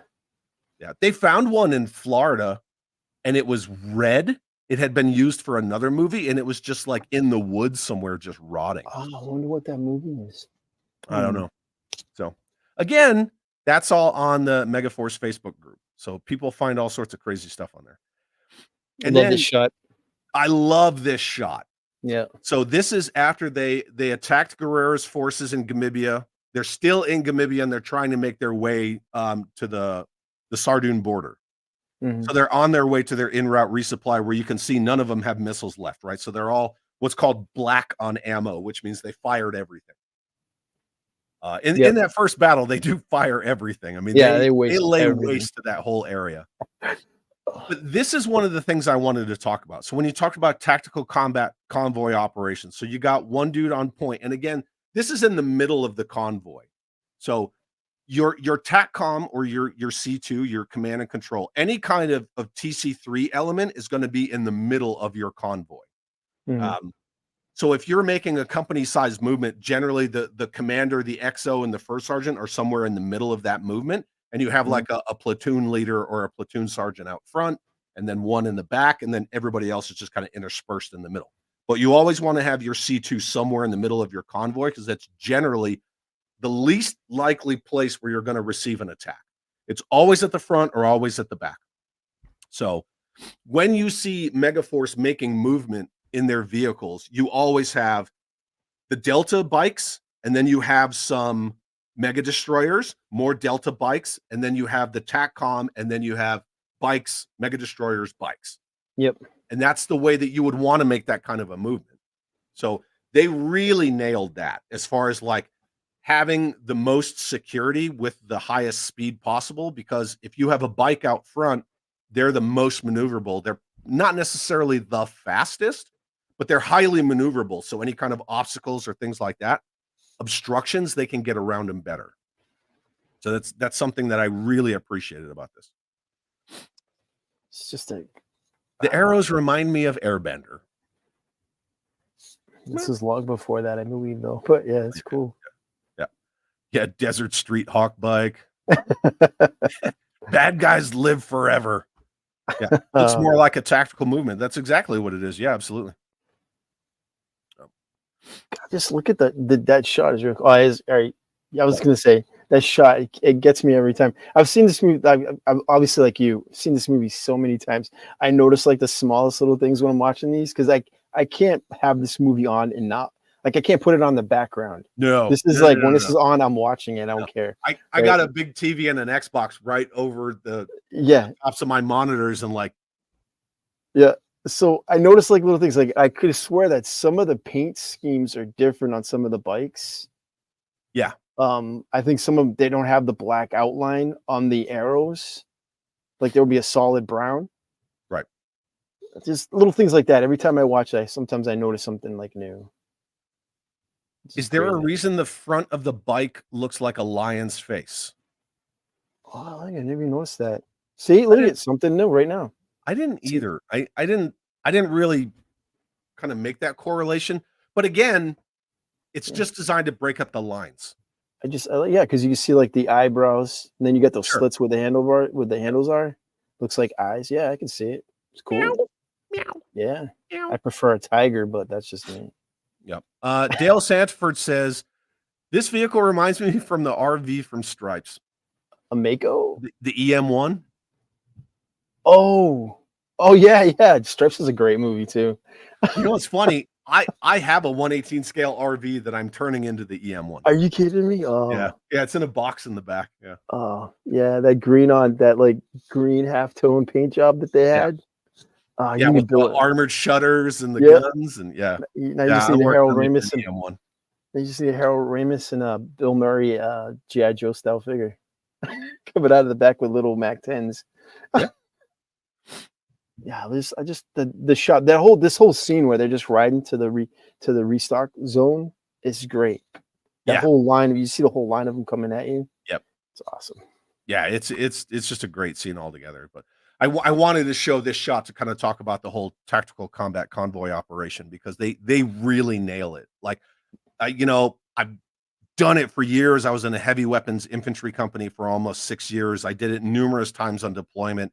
Every time I watch this movie, I'm like, that's exactly how I would do it. Every single time. It's good to know that there's the actual correct realism in this movie. There is. In fact, there's probably a lot more to their little smoke screen at the end that you might not have thought about, and we'll get into that. Cool. Anyway, so this is Megaforce at night. This is just after they airdrop out of the Eagle 1 and 2, and they take off all their parachutes and they're getting ready to attack Guerrera's forces in Gamibia. And you see them running red light, which is perfect, right? For low light operations, that's what you want to do. And this shows all their inverse photosensitive at work. It's brilliant. It's so freaking brilliant, right? Even when they're sitting in the C-130 and you don't think about it, when Hunter and Dallas are having that conversation, you don't really realize they're wearing all black. Yeah. Everything's because black. That's just what all their equipment does. All their equipment turns black at night. You want to talk about Night Force? There you go. Night Force, Megaforce. Mega Night Force. Mega Night Force. Night Megaforce. And as much as they look rad in black, they still look better in their original scheme. And I like them both.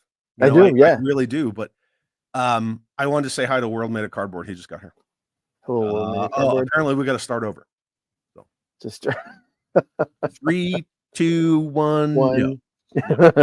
Not gonna happen. See, this picture could be a box for the toy. Absolutely. Yeah. Well, of course, because you're going to have your Night Strike Megaforce just destroyer. Look at that. But everything that they show in this movie, even though like, oh, it's flashy and the vehicles, and they jump and they got laser beams and missiles, but like from a military perspective, it's accurate and it makes sense. The fact that they have this, inverse photosensitive or whatever, their shit turns black at night. Well, like who's saying, oh, they got lasers and rockets on their buggies and they're jumping. That's cool. It is cool. I don't care where you're coming from. It's totally cool. But what I'm saying is that even though it has all the flashy stuff that makes it cool, and they have, they got the spandex, and there's a couple of like parts that are kind of campy, like the skydiving part could have been cut out. That's all right. But I like it. When I watch this movie, as a combat veteran, I'm like, it's perfect. It's perfect. To me, watching Megaforce is almost the way some people look at the beginning of freaking Saving Private Ryan. All right, so let me ask you a question. Seeing you are a combat veteran, would this vehicle actually work on the battleground? Hell yeah. All right. Yeah, I mean, all the ODA guys, the soft guys, they use buggies. Yeah. They use buggies all the time. They've been using that shit since the 60s. Yeah. I'm just like wondering, obviously one that's heavily armored like this with the stealth nose with that much firepower, and like the red lens. Of course, they wouldn't need. They're only using the red light when they're stationary because that's kind of like their that's like their rally point, right? So they all have their red lights, but you can see all their hatches, their driver's hatches are open. Yep. So they're not like they're not in what's called a tick, right? Troops in combat. Yeah. There's nothing going on right now. They're just cruising. No enemies. They're all just hanging out, But yeah, I mean, dude, I would run one of these. Hell yeah, I would. I mean, the bikes, they're just supposed to be fast attack. They're really, if you look at it, tactically, the bikes are more security for the Mega Destroyers and the Tacom. Yeah, Because they have way more firepower than the bikes. Right. You know. Yeah, they so, were just I mean, one Mega Destroyer has the firepower of like 4 bikes, and that's generally the way that you see it. So if you take any infantry squad, so you have your riflemen and then you have your grenadiers, and the grenadiers are just riflemen with a some kind of a 203 or a 320 grenade launcher. Yep. And then you have like your saw gunner, and a squad automatic weapon is the firepower of 5 M4s. That's why it's a squad automatic weapon. It's the firepower of a squad. But then you have your 240 gunners, and a 240 is the firepower of the entire freaking platoon of riflemen. So that's why you see the Tacom has larger caliber main weapons than even the Mega Destroyer, because the Mega Destroyer has Gatling guns. Yeah. So you're going to see more and more firepower as the vehicles get larger. But that's what you need, right? Because you need to be able to punch that vehicle through something, which we see in Act 3, right? When they punch through that line, they unleash everything. But all of them have good offensive and defensive capabilities. But when you talk about it from a squad or a platoon size perspective, the bikes are like your riflemen, and like the Mega Destroyers are like your saw gunners, and then your Tacom would be, not only is it your C2 where like your PL or your commander would be hanging out, but it also has massive amounts of firepower. Right. It's a good thing. See, it's good to know that. And that's why when I watch this movie, that's the stuff that I think about. I'm like, if you're talking about like, infantry rifle platoon tactics, I mean, there it is. See, it's good to get that perspective. Oh, that's cool. Right, but when we watch it, we just see like dudes in spandex with lasers and missiles, and boo, they're jumping over stuff. I just see cool dudes riding bikes and driving dune buggies, jumping over shit, blowing up tanks. That's fun. Hell yeah. Chuck Norris's Delta Force had borrowed the idea from the bikes. Well, their bikes were a little more low key. They looked like dirt bikes. They had a couple of they had like guns on the front. I don't know if they were machine guns. Yeah, but Delta guys have bikes like that. I don't know about with like the weaponry, but they do have bikes like that. Yeah. And the Delta guys with the buggies, they're just roll cage frame buggies. Yeah. They have pintle mounts in the sides so they can pintle mount a machine gun and fire them as they drive. It's more like an Ostriker, right? More like an Ostriker. Yes. Right. Yeah. And that's what the Ostriker was designed after. Yeah. Just the fast attack. Yeah. Man, we should have got a Joe vehicle like this. That's why I made my bike. As much as I want to say like G.I. Joe should have had one, but in all honesty, that would be a Cobra vehicle, right? Because if you look at it, it's more of like a futuristic style weaponry that you wouldn't see like in your armed forces. Oh, so you're thinking more like Mars Industries? Yeah, like Mars Industries would be creating this like fast attack. In a way, yeah, they are a little more Cobra in the fact that Mars and McCullen and all that they have way more advanced stuff than Joe does. Yep. So yeah, I could see that, to a degree. But again, if we're talking about Sunbow, red and blue lasers, and these have blue lasers. Damn right. Saying blue lasers, good guys always win. Kevin sends a $1.99 super chat with no message, but thank you, Kevin. I bet you was a thumb kiss. He was sending a thumb kiss. Thanks, there buddy. You go. Appreciate it. Oh, look at that. Figure 6-pack. They should have got the Lamborghini Cheetah for this movie. They could have. Well, speaking of that, I was in all sorts of conversations about what was gonna be in the sequel. Oh, yeah. Yeah, see, Shane said he sees this as like a dreadnought vehicle. It could be, yeah. I could see it. I think, well, not the Mega Destroyer, but I think like the Deltas will probably be really good for them. Seeing how they're all bike gang, but I could see like a version of like this would be like my ideal Thunder Machine, right? Yeah. Even though Thunder Machine is badass, but this would be cool as one of those. Diffuse King. I hope I pronounced that correctly. I heard SEALs quit using the buggies because they kept crashing rolling them. I don't know about the Navy soft guys, but our Army guys still use the buggies for sure. They have thin skin ones. They have ones that are just roll cages with just like some shitty roof over them, and then they have armored versions. They have a bunch of them. I know if I'm going into Because battle, I won't worry. every time, so we would always cross train with 10th group and 3rd group. And the funny thing about 3rd group is that Carson's dad was the commander of freaking 3rd group out of Bragg. Carson. And so everybody knows the Metaxas name. And so like every so often I'd be hanging out with some 3rd group dude being like, hey, do you remember like fucking Colonel Metaxas? And they'd be like, yeah. I'd be like, yeah, I know his kid because we're G.I. Joe dorks. But yeah, the 3rd group and the 10th group guys up at Fort Carson, they still use them for sure. That I do know. That's I don't cool. know about Navy because again, I'm not Navy. I'm Army. So, yeah. Oh, look at that Final Faction ATV. Yeah, it's just a little large for a Mega Destroyer. But yeah, did they make a sequel? No, World Made of Cardboard. They did not, because as we were talking about at the very beginning of the stream, when your budget's 20 million and you pull in 5.7 million, yeah, you're not getting a thanks sequel. to Road Warrior. Right? Not just Road Warrior. Yeah, not just Road Warrior. There was a lot of great movies in '82. I can name you a few. Please do. E.T. came out the beginning of June. Weird. Rocky 3 at the end of May. Wow. Star Trek 2 at the beginning of June. Poltergeist, Firefox, Blade Runner, The Thing, and Raiders of the Lost Ark, all in that time period. So there you go, right? An amazing year for movies. And that's just a couple of them. There's a lot more. No, yeah. But that's also right in that same time frame. Yeah, it is. All within that, with all in that June window, all those movies, The Thing came out that way. Yeah, we were just talking about The Thing. He has the neck of dog. And I believe this was the first movie that Barry Bostwick got top billing for. Yes. Yeah, because they found him because he was doing Pirates of Penzance on Broadway. Yeah. Yep. And from what he said is that I want, because it says on Wikipedia that it was a producer that saw him, but he says that I believe it's Hal Needham's wife saw him. Yeah. And he had a Hal thing Needham where he would said that.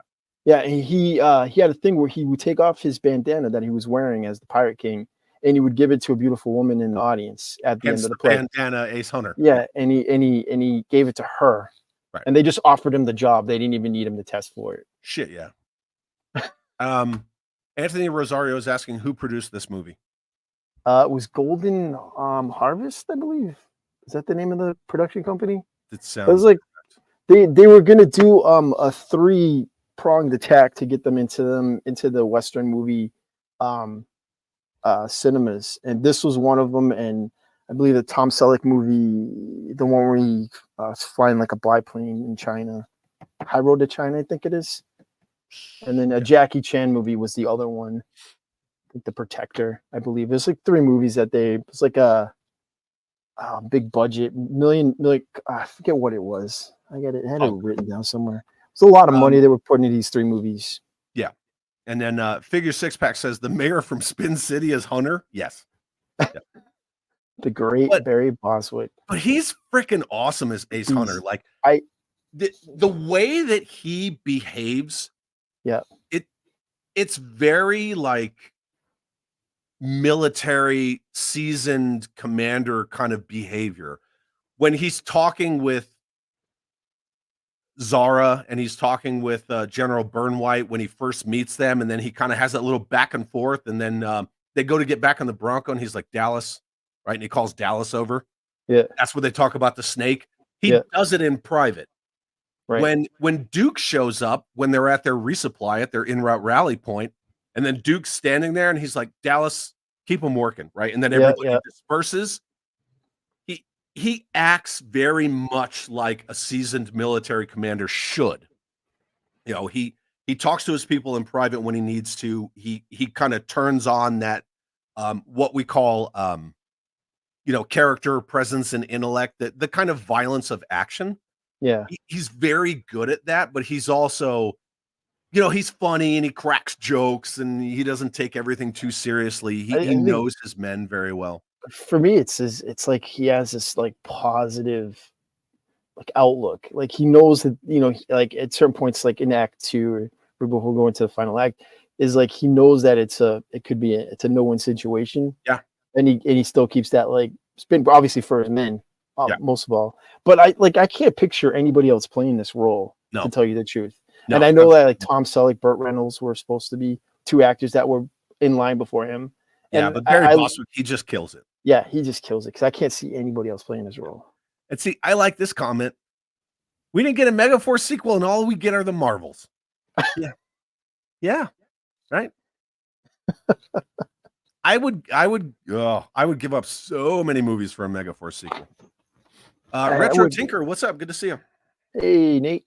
But at the same time, I saw Indiana Jones and the Dial of Destiny, and I didn't need to be exposed to that movie. And then I don't know. Would I want to see a Megaforce sequel? Yes. Would I like to see Megaforce kind of left alone so I can remember it how it is? Yes. Yeah, it's kind of the same thing with Mask. Do I want Hasbro to make new Mask toys? Probably not.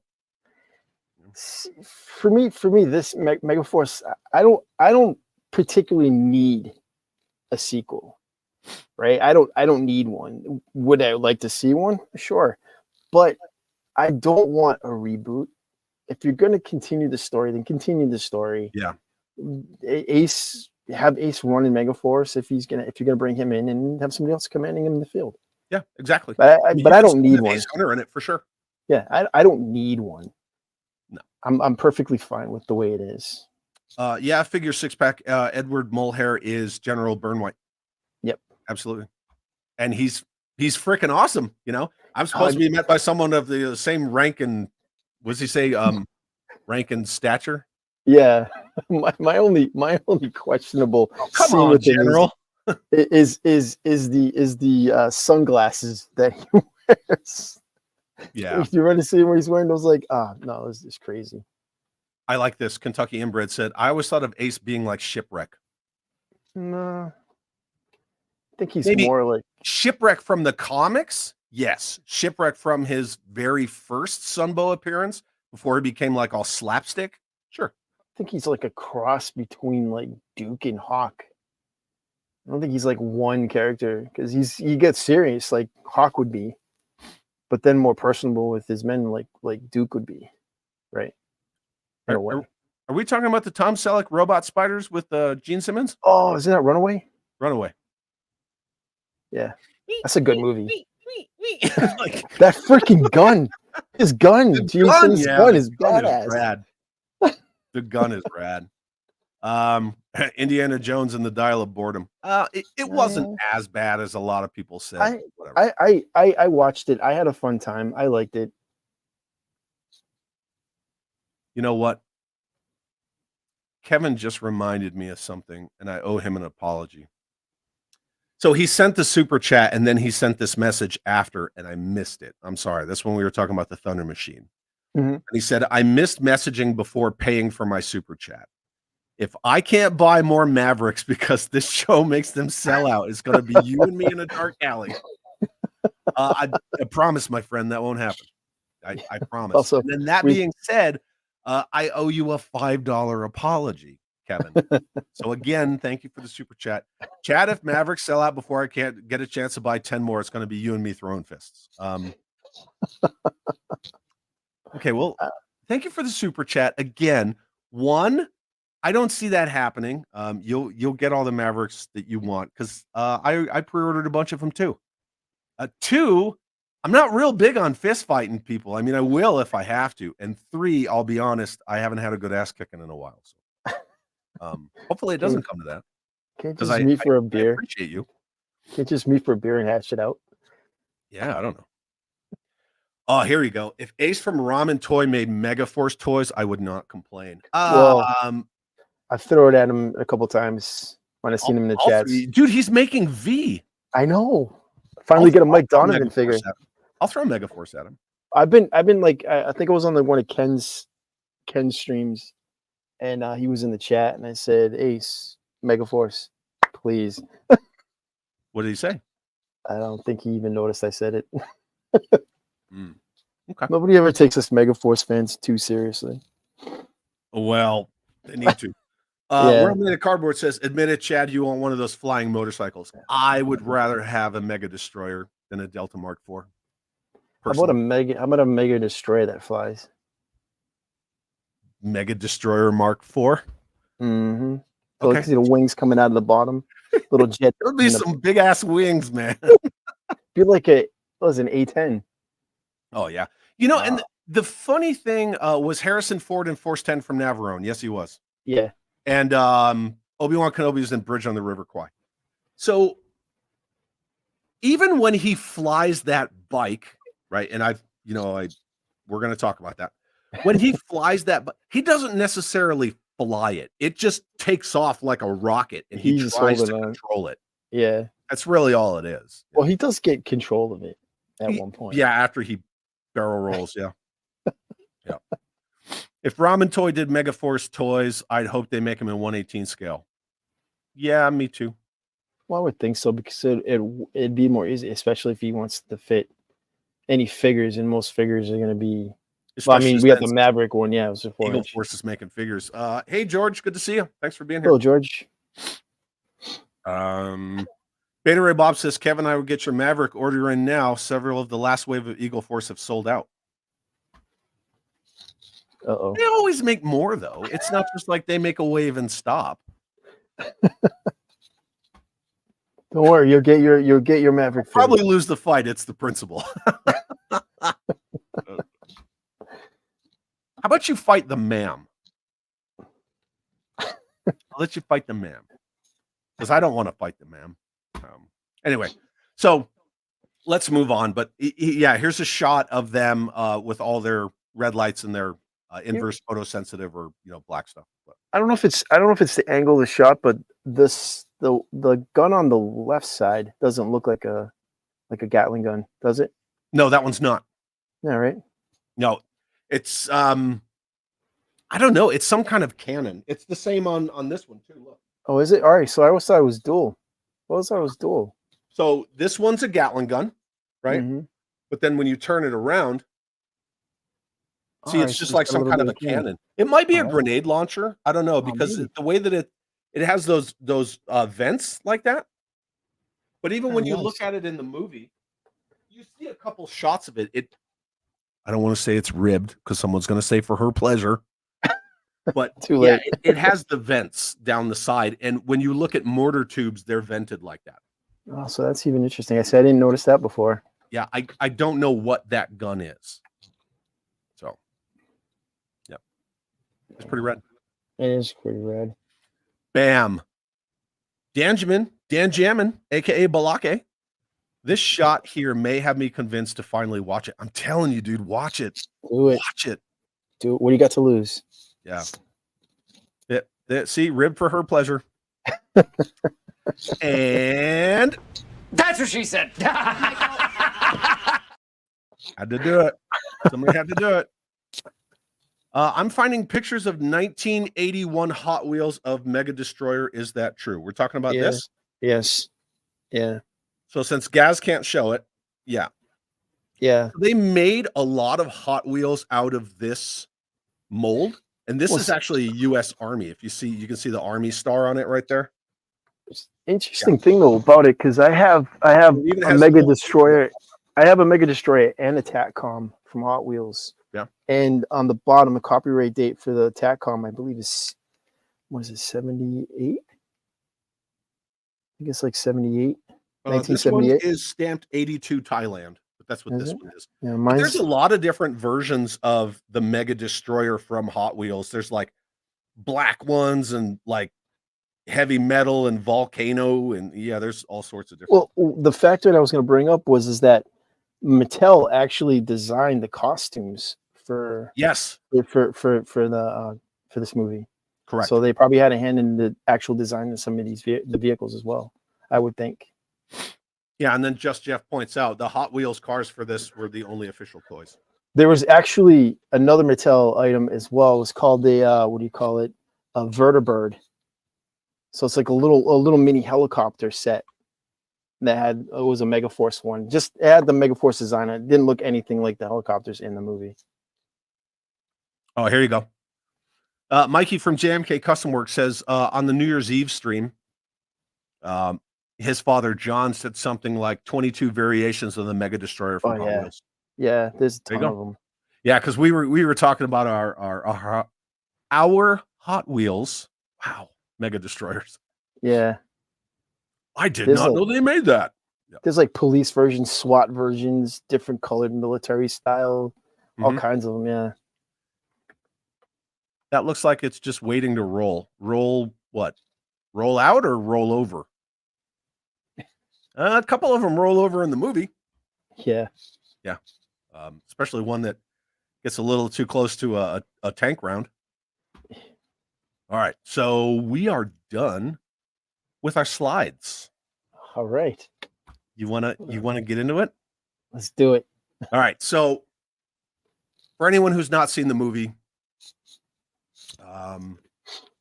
Megaforce attacks General Guerrera's forces in the country of Gamibia, right? A sovereign nation. Even though Scuff sent him there to help the Republic of Sardoon, they do such a good job tuning up Guerrera's forces that they basically get branded war criminals. And General Burnwhite comes to their resupply area at their en route rally point and says, "You basically can't cross the border." And Guerrera already knew that, so Guerrera flew over there, and they're catching up. And then General Burnwhite and Zara or Major Venvuda, they show up, and Guerrera's like, "Either you tell him or I will." It's like Ace. Yeah. This is gonna kill you.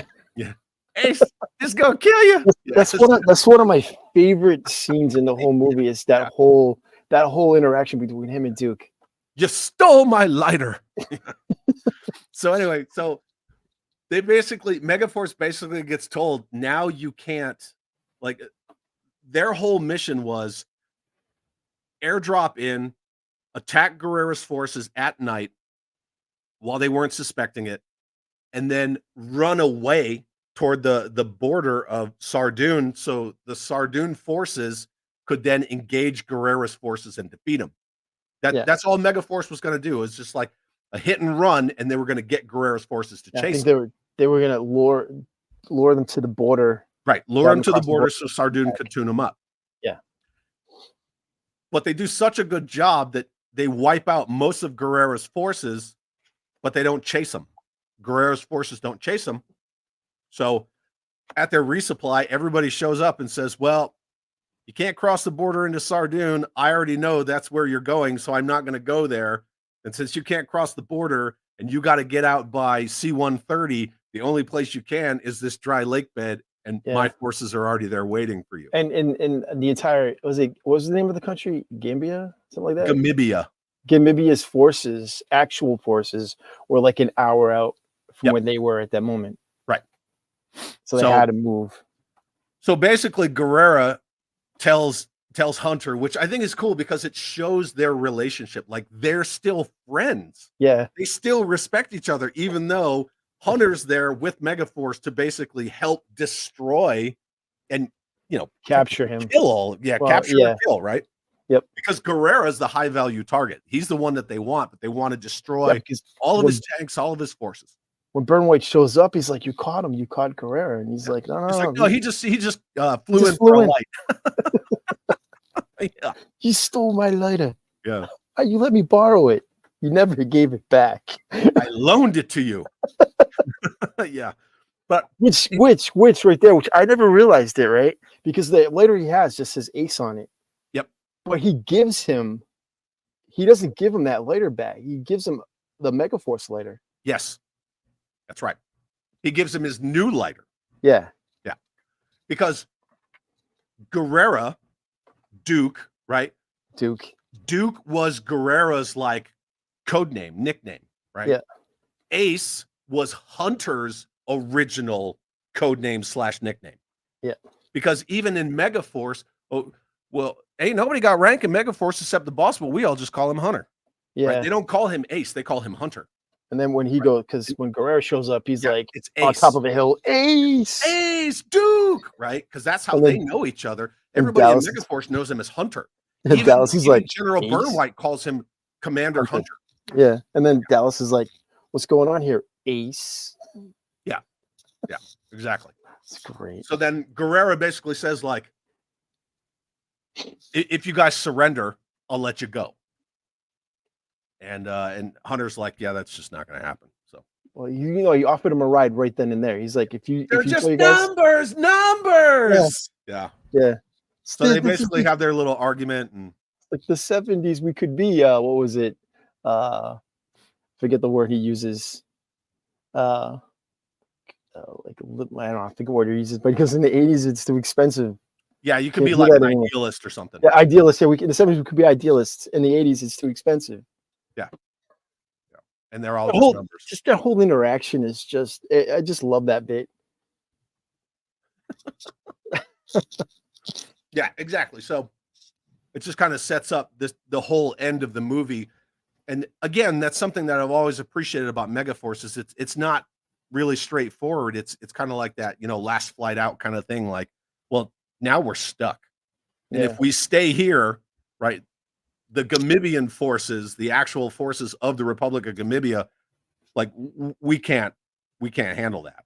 Yeah. So now we got to get out. But Guerrera knows where our planes can land. So he does what's called a frago, or a fragmentary order, because the original op order is what he pitched while they were still in Megaforce's headquarters. Like, we're going to airdrop here, we're going to make our way here, and then the whole attack's going to take 4 minutes, right? And he had everything timed down to the second, and they executed that perfectly. But because they did such a good job, then everything kind of went to shit after that. Crap. Yeah, it went to crap. Yeah. And then the only logical place is this dry lake bed, where they can land their C-130s to get the heck out of there. Hell yeah, there's a Megaforce Atari game. Yep. Yes, there is. No. And then Guerrera's forces are basically up against the mountains, right? And they're just waiting for Megaforce to show up and their planes to show up, and then all because he knows there's only one way into the. According to Guerrera, there's only one way in, and they're covering that. And they know where the planes are going to land there. He's just taking a gamble at first, but he knows Ace. He knows that's what he's going to go for. And that's why at one point when he flies back to where his tanks are waiting for Megaforce to show up on the dry lake bed, he actually looks behind him.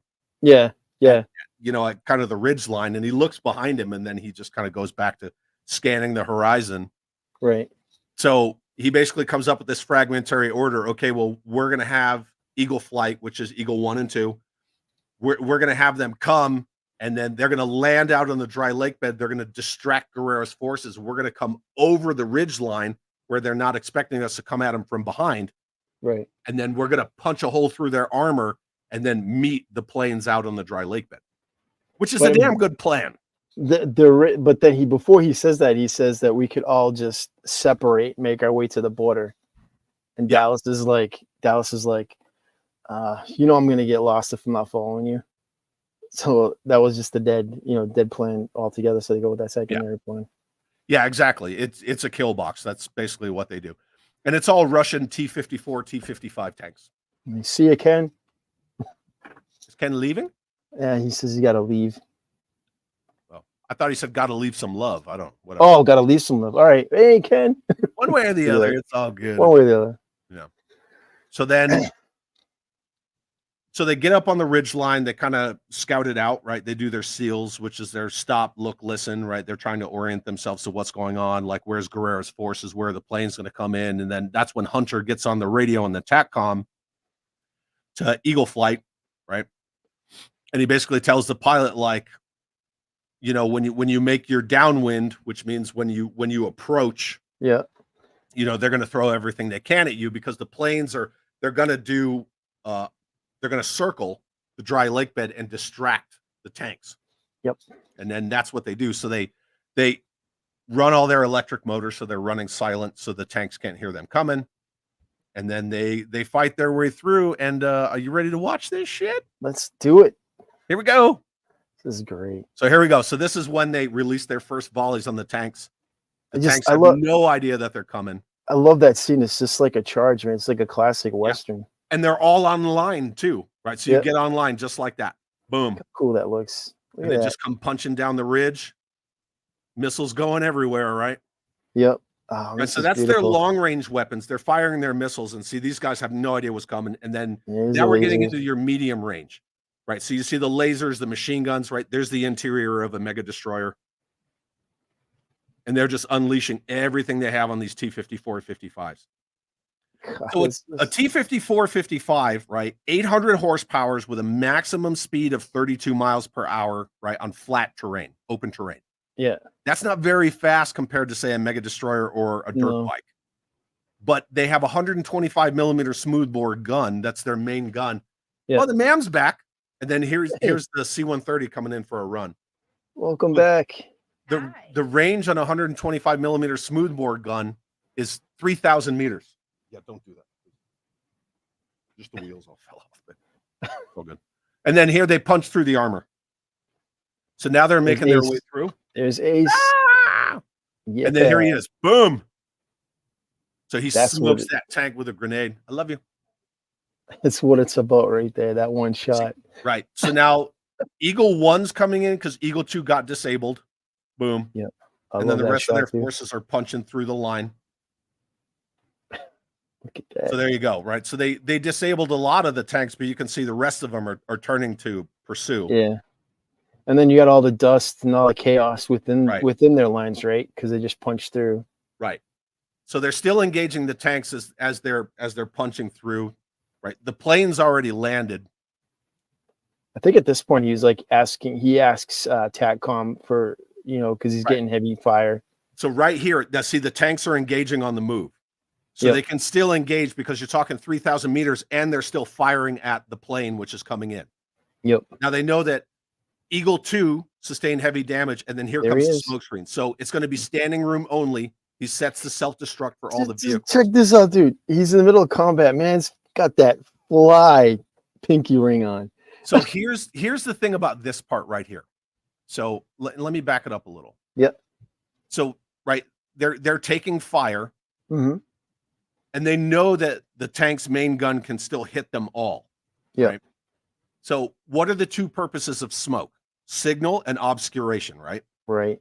So here, when he tells everybody it's going to be standing room only in Eagle 1, he sets the self-destruct, then he turns on the smoke screen, right? And the smoke screen, signal and obscuration. So they're trying to obscure the tanks. If you notice from here on out until the smoke stops, you do not see a tank round detonate anywhere.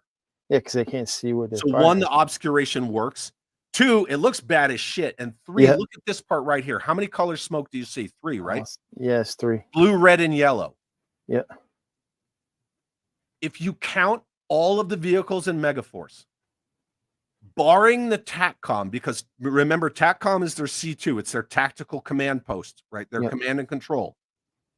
Everything else, the number of bikes, the number of Mega Destroyers adds up to 3 sections worth of vehicles. 1, 2, and 3 colors of smoke. All right. And that's how they identify their sections. Yellow, blue, red. And that's something that I think just gets lost a lot of the time. They're like, oh, cool. It's cool. It's a big, colorful smoke going across the desert. See, again, it's cool to get that military perspective on this because I wouldn't have known that. Yeah. See, and then Figure 6-Pack says it's like Tron light cycles. But really, it's not, because we use different colored smoke for all sorts of different reasons in the military, right? Yeah. When do we use red smoke? When do we use green? When do we use blue? Like, those are the smokes that we use a lot. We have yellow smoke. So it just depends on what you're using the smoke for. Right. So yeah, 3 sections, 3 different colors of smoke. And then boom, Hunter takes that hit. Yeah. Right. So the tank round goes off.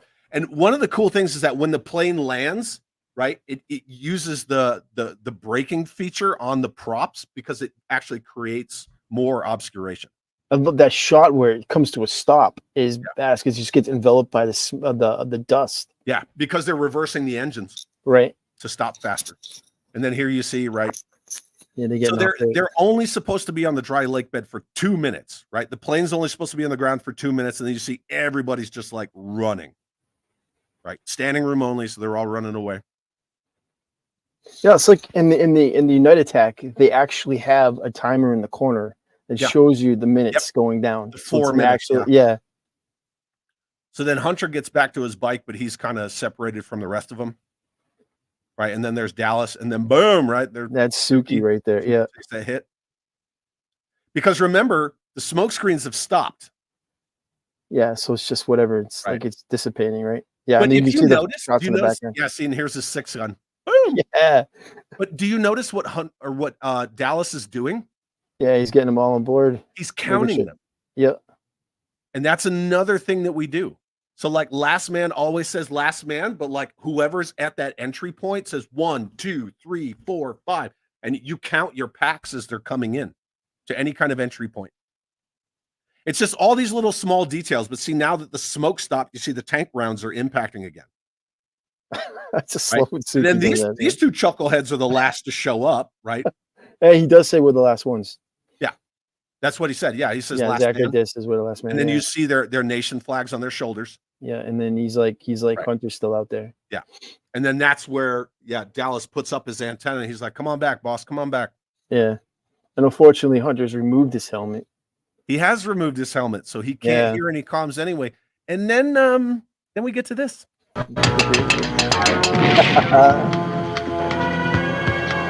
Hey! Hi, Duke. Oh, listen, I just wanted to say goodbye and remind you that the good guys always win. Even in the 80s. So See you, Duke. Put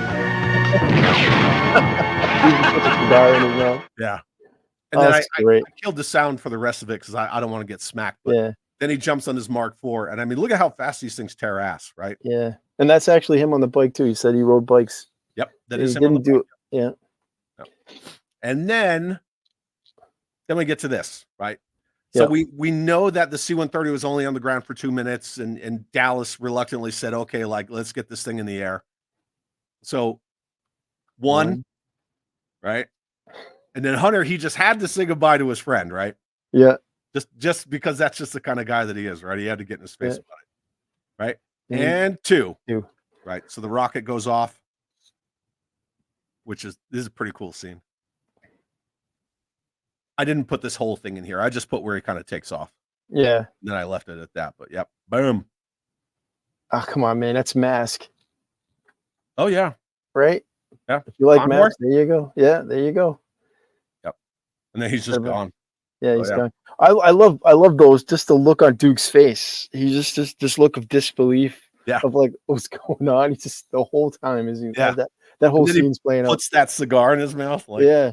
No, I mean, you like do. when he takes off, he jets off and stuff, and then it cuts back to Duke, and he's just got this dumbfounded look on his face, and then that Yeah, he's guy still rides up just on him. staring, and then the Gamibian guy comes up on his motorcycle. He's just like, what happened? Yeah. He's like, what happened? Yeah. Oh, wait a minute. You got stream unavailable. What? Looks like you got stream suspended for policy violations. Looks like we got YouTube has struck. Whoa, really? I have it on right now. Yeah. No. Yeah. That whole scene just got us. Did we? It looks like it. I don't No, even. we're Yeah. still streaming. Can you not Yes, see us? yeah, since we're still streaming, but I have the stream up on my other computer, and it's literally gone. Wait, we're It's a- gone? It says it has one of those minus circles, and this is the stream unavailable, stream suspended for policy violations.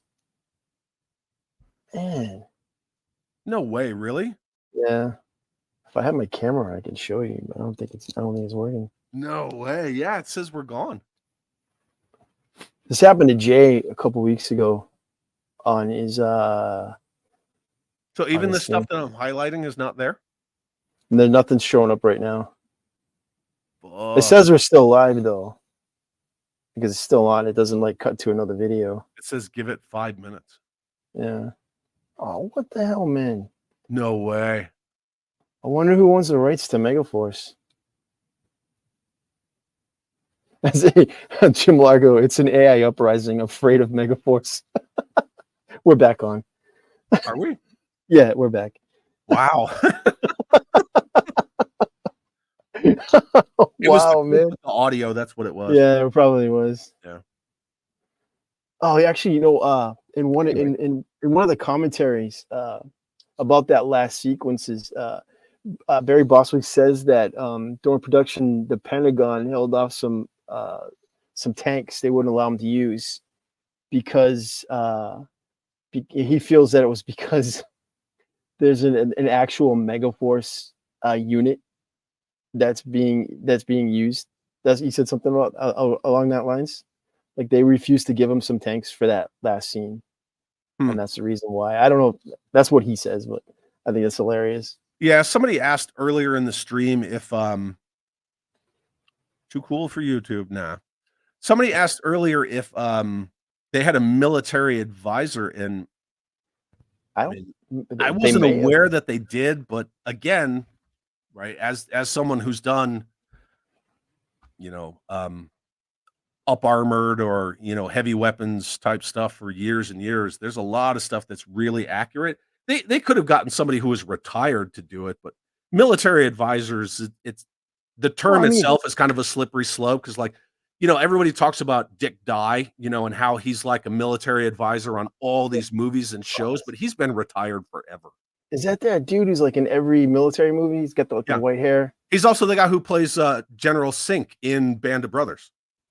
I think I know who you're talking about. Yeah, white hair guy. He's in all those movies. Yeah. Yeah. Yeah, that's General Dick Dye. Yeah. I'm looking at that. But wait a minute. Hold on a second, though. You played that sequence in the opening, and you weren't cut. I did. So why would it be cut now? I don't know. That's weird. That's weird. Maybe because I cut it before the sound cut out. Oh, maybe. Yeah. Maybe that's it. I don't know. I keep seeing Figure Six Pack keep saying something about 2 minutes. I know that like copyright strikes are 10 seconds. But, I don't know about video and blah blah blah because I just played a 5 minute and change video with no sound. So. Like I said, Jay, I think it was not this past Friday, the Friday before. Jay was playing Vice City, Jay Bartlett, and he got like taken down a couple of times in one stream. He thought he was still streaming. A lot of it was his GTA, yeah. Yeah, the music. It was the music from GTA. Yeah. Grand Theft Auto, yeah, because the radio in the car. No, look at this comment. Just Jeff says, my dad was a military advisor on Top Gun. He helped the actors into their F-14s at Miramar and aboard the Enterprise. Oh, that's cool. Yeah, pretty cool. Pretty cool. YouTube is a cruel mistress. Yeah, whatever. Yeah. I like the AI uprising. Guy in Platoon. Yeah, he was in Platoon too. He was in all those movies.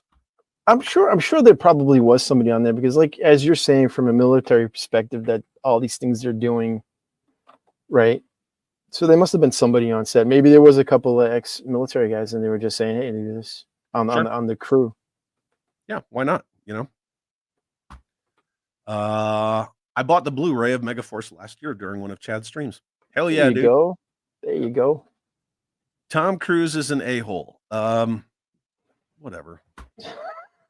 Everybody has opinions, man. A lot of people say I'm an a-hole, so whatever. I like his movies. I don't care about his personal life. Don't bother me. I don't care one way or the other. I'm probably never going to meet him, but I know that Tom Cruise gives a crap about his audience. Yeah, he does put 110% in his movies. I give you that much. Top Gun 2 Maverick, like when you hear about like the passion and all that stuff, he was like, I had no interest in making it unless it was the right movie to make. Like for so long, he was like, nope. Yeah. That was a great movie.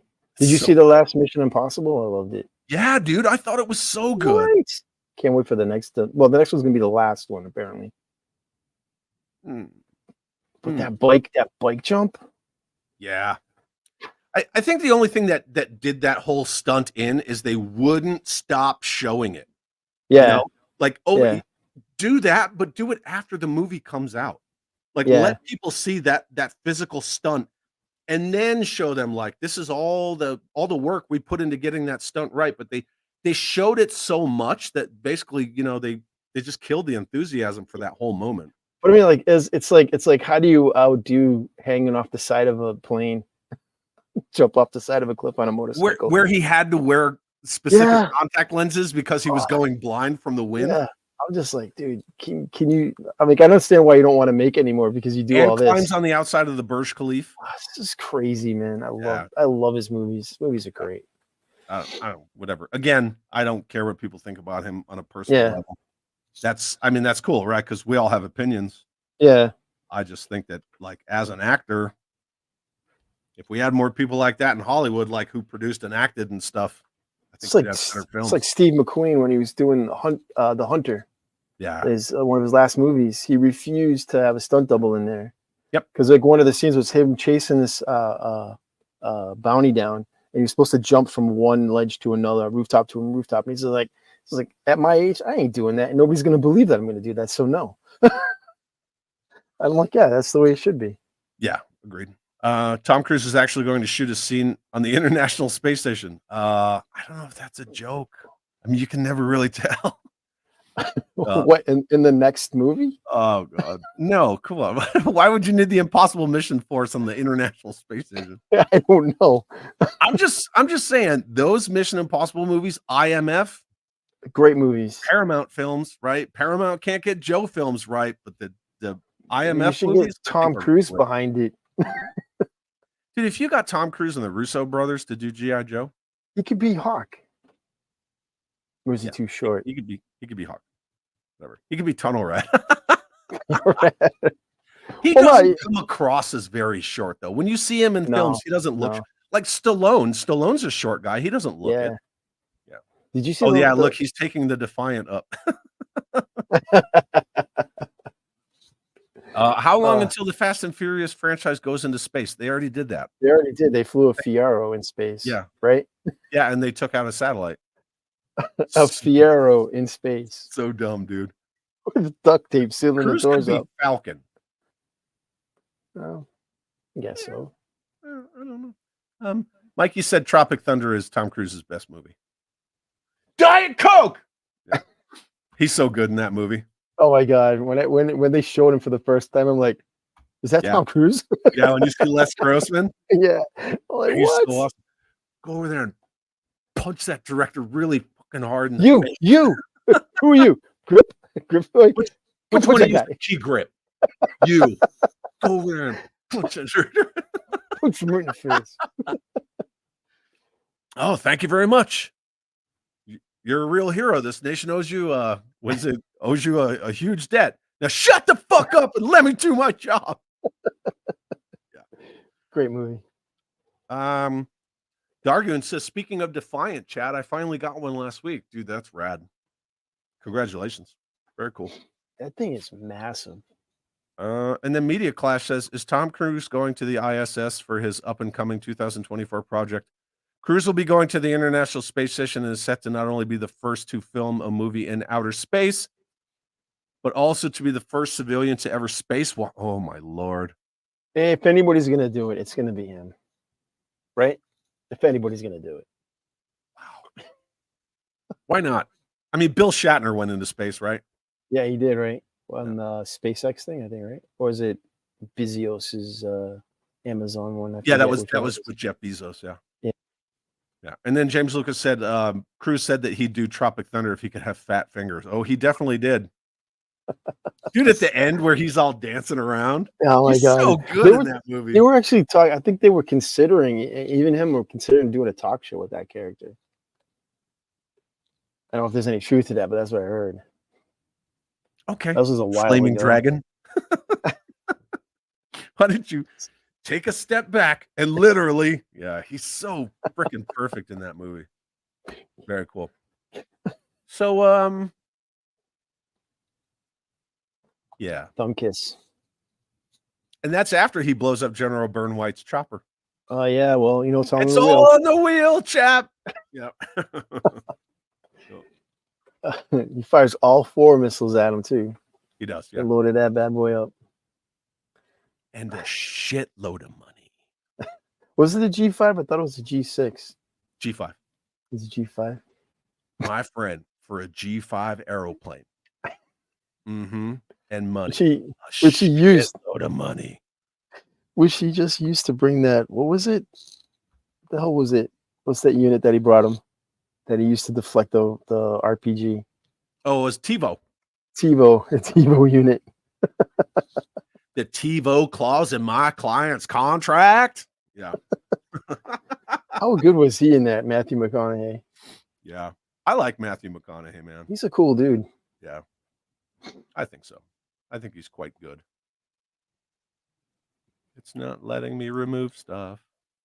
So that's kind of cool. We discussed Megaforce and how it's our favorite Joe movie and parallels between Megaforce and G.I. Joe. And then I kind of got my pee-pee slapped for a second. That was pretty fun. Is that your first time?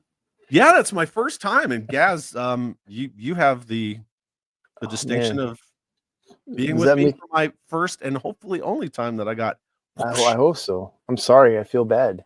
I don't care. I feel terrible. What are they gonna do? I can't believe you got striked by. Well, it's not a strike, just a off-air pause for Megaforce. That's how cool this movie is. Yeah, right. See, everybody needs to go out and watch Megaforce tonight. Tell your significant others that they can thank me for you guys getting to watch If we were conspiracy Manor Hunter's Moose theorists, Knuckle. if we were conspiracy theorists, maybe you got shut down because they're actually working on something Megaforce.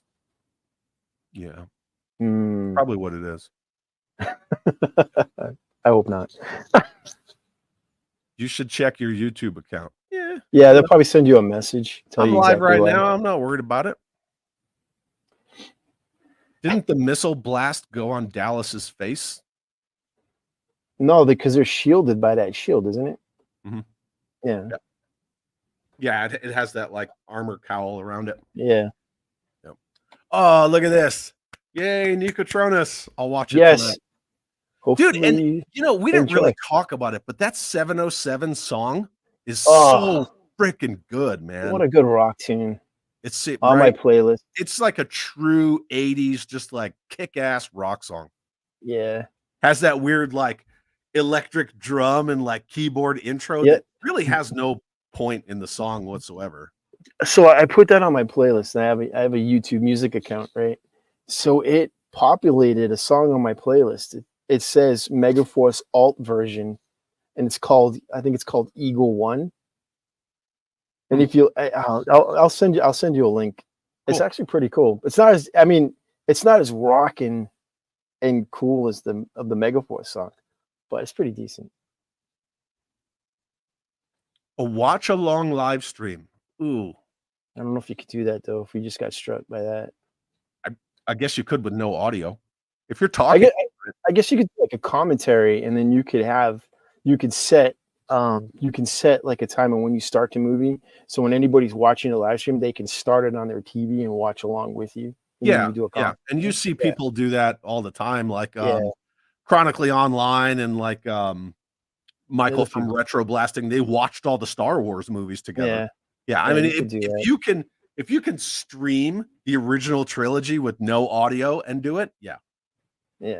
I think it's mostly if you have to talk over it. Yeah, exactly. And that whole 5-minute clip of that last battle in the third act, we talked over the whole thing. Yeah, I think is yeah. I don't know. I'm not sweating it. It's fine. We're I back. don't worry about We're it. good. Everything's fine. Yeah. But yeah, I did want to talk about the 707, like the theme song, and the soundtrack itself is really good. Yeah. Sometimes when I put that movie on, I put it in the Xbox and I'll just let the menu just play over and over and over just so I can hear all the music. Yeah. I was considering having playing on the background, but it sounds like camera's not working. Yeah, that would have lasted not long. Well, I wouldn't put it on mute. Movie. Yeah. Make it do a read along.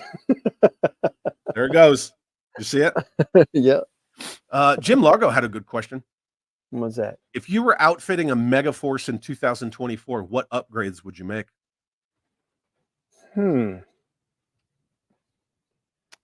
I'd still keep the C-130s because those are cargo planes. I'd still keep those for sure. I don't think I would change the destroyers at all. Mm-mm. Maybe a little something here and there, but nothing too drastic where you wouldn't tell. I wouldn't touch the paint schemes. Oh, I like this. Add drones. Off the destroyers? Or no, off of Tacom. That would be sweet. Yeah, like just some ISR, like the 4-rotor kind of drones. Yeah. So we have drones in the Army where we can program them. So if you're in a truck and you have the controls for it, it'll just circle your convoy as you're moving. Oh, And really? yeah, the I'll just stay with you? They'll just stay with our convoys. Yep. Well, that's cool. Yep. I guess Roll 'em. if I was going to do a 2024, I would maybe show off a little extra stuff like in their base. Like if it's going to be like a desert battle, like if we were doing this movie now, Mhm. I would show like some street bikes that they may use. You know what I mean? Some like converted cars instead of just dune buggies. You know, other things like that in the background. Yeah. You know, if I was going to do this movie now, right? I would probably do some stuff like that, Yeah. but nothing major. Nothing major, I don't think. The equipment that they had, especially for the operating environment, and like somebody cracked a joke about totally not Libya. That was Yeah. just that. And ironically, it's still the operating environments now, right? Yeah. Those vehicles, they're well designed for that kind of terrain. But yeah, I could totally see your point. Yojo Jerk says flying cars. Could be. Then Hunter can say roads. We don't We're need no going. We roads. don't need roads. Rocket boosters on the C-130s. Yes, that's actually a thing. Yeah, That is a thing. I've seen those. Yep. Oh, I like this. AC Add an respect- AC-130. Yeah. So you have a third. Right. The third. What do you call it? Why can't I think of the name? Eagle. Trying to like Eagle 1. Yeah, but Eagle 3, just hovering. Yep. Yeah, that'd be cool. Yeah, I think Megaforce could stand to have a spooky. Why not? That would work. James Lucas just said lots of guns. Lots of guns. Lots of guns. Guns everywhere. So- Have you ever thought about doing a weekly 80s action? No. I haven't, honestly. Like I said, I could talk 80s all day, movies all day. Aircraft carrier equipped with giant tank tracks so that I can go on land. I mean, why not, right? The Avengers have ones that fly. Could you imagine that? It just comes Megaforce out of the could have water. one on giant tracks. It's just like You call it the Mega Fortress. It's not just the aircraft carrier. the mega carrier. It's got a giant ramp that drops down in the front, and all the destroyers come racing out. Yeah. I saw there's a YouTube video of reconstructed mega destroyer driven on the desert. Yeah, there's a lot of people I've that seen own that, mega yeah. destroyers. Again, the Megaforce Facebook group that's in the description below has all sorts of Megaforce vehicles. The guy who runs that page, he owns several himself because they're all practical vehicles. They were all built. Jim Largo's asking, would Megaforce's tactics work in urban environments? What changes would you make for? I mean, that's kind of the thing. Like, we never saw it, so I couldn't really critique it. But Well, I would guess that they would have. Well, I mean, not necessarily bikes, sort of, because I mean, those are just the vehicles they use. The vehicles they use in that. I mean, think if it's an urban, they're probably going to be on the ground as well. I mean, they, have they like all, ground troops. they all have those laser weapons. They all have Yeah. sidearms. So I mean, they've got to have some kind of really cool upgraded personal weapons. I mean, you see when Hunter bangs on that tank turret like that, that's a laser pistol. Yeah. So they do have some kind of energy weapons, but mount or military operations in urban terrain. I mean, you could use vehicles like that, but you either got to use tanks or be on foot because you're either going to take a pounding or you got to clear buildings. So I'll see them riding in with a couple of Tacoms, some street bikes. Sure. Some personnel carriers. Stealth suits. Do you mean like active camouflage like the Predator? Because technically their suits are all stealth anyway. Yeah. Probably means active camouflage. Mikey says Megaforce like G.I. Joe would make a great series. Yeah. Especially since very few of the characters, you could show all of the environments. And that's one of the cool things about Megaforce that I always liked about them is most of their characters are kind of two-dimensional. Even some that have names, they don't really talk much. They talk about like a Rubik's Cube, or they crack jokes about their girlfriends back home and things like that. But really only Dallas, Hunter, and to an extent, Zachary Taylor are the only ones that are even fleshed out. Yeah. But that's how you make a G.I. Joe movie. Have your characters, like a core group, but then have others there as well. I mean, they kind of tried with Rise of Cobra because Grunt's in there, Clutch is in there. You just don't really know they're in there unless you have the closed caption on and you see their names. Right. Right. Well, I mean, you get that interaction in the C-130s between some of the members of the team. So you get an idea, like, the French guy's into women. He's like, he doesn't care about Rubik's cubes. Yeah. Zachary is a smart one who always listens to classical Vivaldi. Spring, actually. Exactly. And then you have your Six Killer and Lopez talking about not being in the mission. They want to be the heroes. You know what I mean? Who were the heroes in the last 6 missions? I got all dressed up for this. So you get a sense of, like, these guys aren't just like background faces. Right. You know what I mean? Yeah, and they're still semi two-dimensional. They have lines, and you get to know a little bit about their characters, but you could do that with Joe.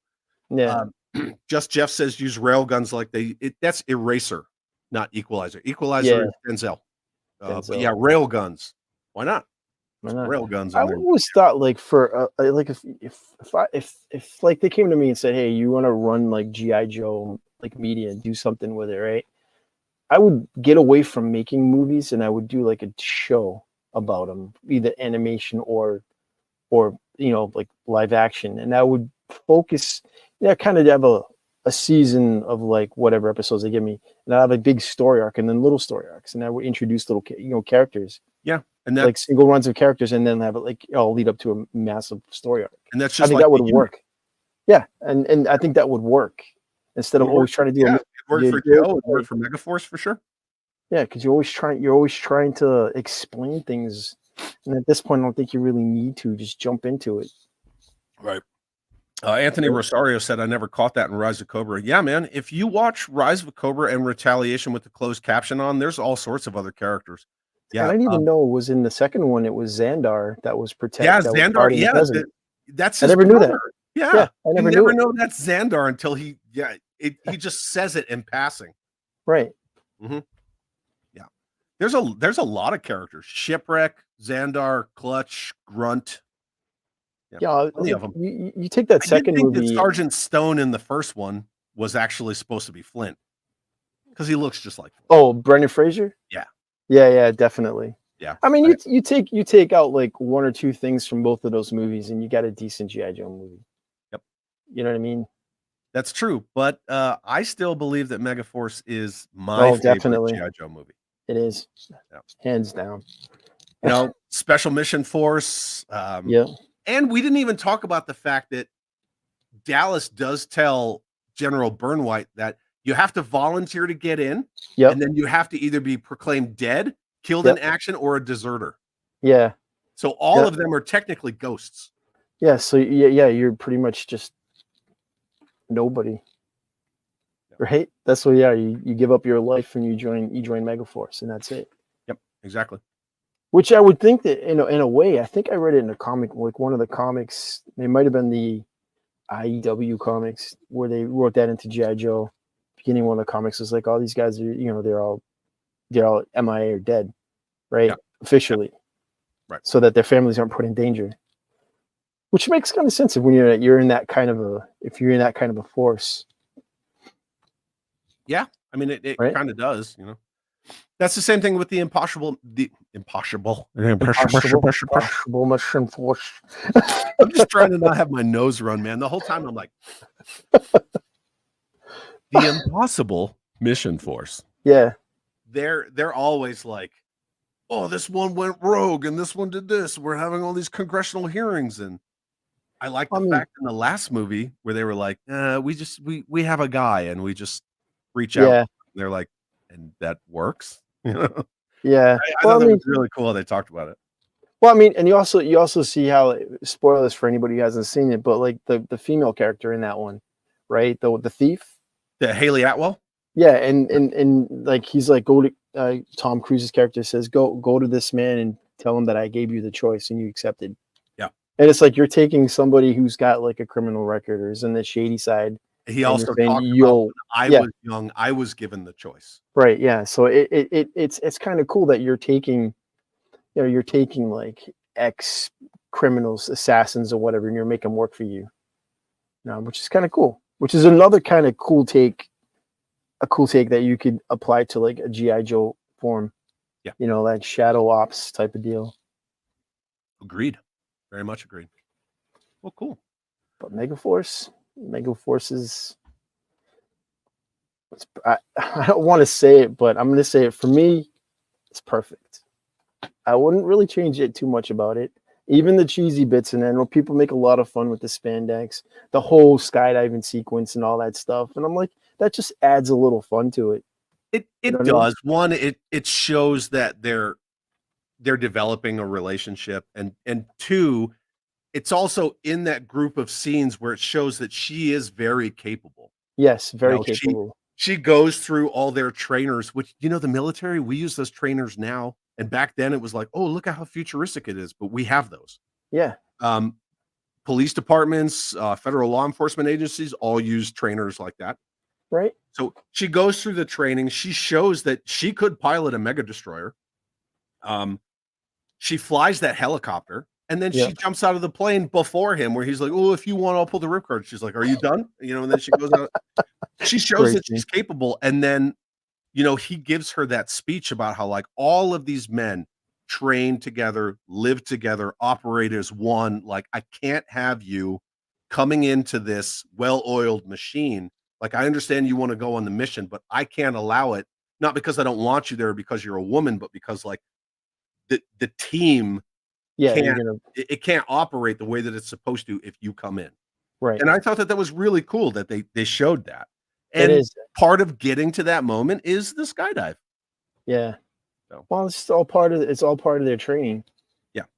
And a lot of it was just the technology that they used at the time. It really hadn't been used very often. And I mean, there's a lot of movies from the 80s that, the effects don't hold up. But I mean, damn, if Megaforce's practical effects don't hold up. I mean, the stunt work alone is amazing. Yeah. I mean, if you watch, I'll just say Hal Needham movies, like the Smoking the Bandits, the Cannonball Runs, the Hooper movies. You watch all that stuff and you watch those stunts and you're like, that's cool. That's not CGI. That's not Fast and the Furious. We're not jumping a ravine and clipping our car to a rope bridge and swing across like Tarzan. Yeah. Right? Because it's not possible. You can't do that. Mm-mm. But hell's you can jump a jet car across a ravine in a movie. Yep. Get enough speed, right? Matt Damon. Just had to. This is a good comment kind of about what we were talking about. If you look back on the first movie with Cruise of Mission Impossible, you get the con man vibes from him. Yeah. Yeah, definitely. You do. And he does all the sleight of hand stuff a lot. Yeah. I could see that choice. Yeah. And then Lilith is asking, is anyone a fan of the movie Red Scorpion? Oh, hell yeah. That's Schwarzenegger, right? No, Dolph Lundgren.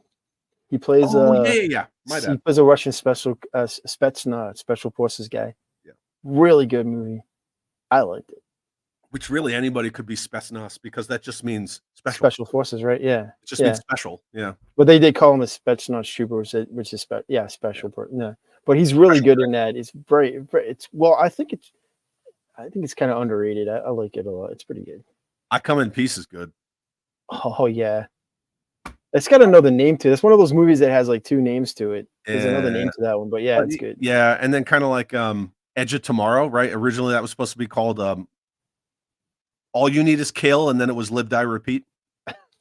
That's Tom Cruise movie, right? Yeah. Yeah, Edge of Tomorrow. Because it was supposed to be called All You Need Is Kill, and then it was going to be Live, Die, Repeat. And they still put Live, Die, Repeat on the poster, but they changed the title to Edge of Tomorrow. That's another thing I like about him. He actually takes chances on some of these projects that you wouldn't suspect him to do. Yeah, like you wouldn't suspect him to do that. Yep. Right. Yep. Edge of Tomorrow is a fantastic movie. Hell yeah! Also named Dark Angel. I Come in Peace. Yeah, that's it. Dark Angel. Yeah, yeah. I just know it as I Come in Peace. Yeah, he carries that weird. I forget what the name of that weapon is. It's like a submachine gun that carries like 100 rounds. It's got that big barrel clip on the top. Yeah. Forget the name of that. Captain Chaos was awesome in Cannonball Run. Long live Dom DeLuise. Yep. Dude, just his laugh, like in all those outtakes, the way he laughs. Yeah. So good. Yeah. Captain What's Chaos. the Schwarzenegger movie I'm thinking of? Red what? Oh, Red Heat. Red Heat. That's it. Yeah, Red yeah. Heat, With yeah. Jim Belushi. Jim Belushi, yeah, he plays like a what is he like a Russian cop comes to Chicago after a guy. Yeah, Yeah. it's a lot of great 80s movies. A lot of great ones. Oblivion. I liked Oblivion. I did. Oh like yeah, that movie was messed up. Man. Was that the one with Morgan Freeman and they're like, he's flying around in that like cool ship? Mhm. Yeah, that's a great movie. Yeah, what a great concept. Find out they're all like clones and that's what a great concept that is. Yeah, Lila says that I Come in Peace is known as Dark Angel in Australia. Yeah. The mech suits in Edge of Tomorrow reminded me of Exo Squad. Yeah, definitely. That one guy running around like butt naked in it. Oh yeah. Yeah, the fat one is like, and then Splat gets crushed by a falling jet. Spoilers for anybody who hasn't seen it yet. Good movies, yeah. Oh yeah, Bear Living Charlie said I just watched Red Heat this week. I need to rewatch Red Sonja. I haven't seen that in a while. Yeah, I was talking with somebody about Red Sonja and the Conan movies. I think it was Yojo Jerk. I can't remember. Maybe it was Joe. I've been busy and I've been sick, so everything's just kind of like mixing together lately. I get into these like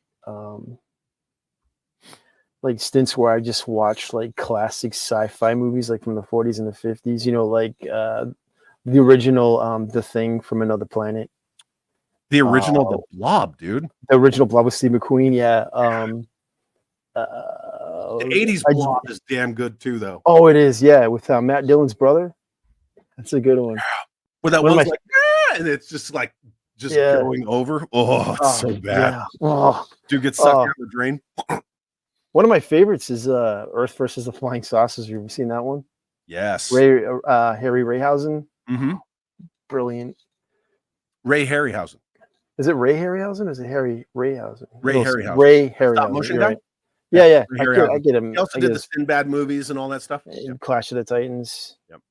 Yeah. Oh, Clash of the Titans is so good, man. Great movie. Like when Medusa, like after he beheads her and she scratches down, like you can feel like it's something physical doing that. Yeah. That you just don't get from CGI.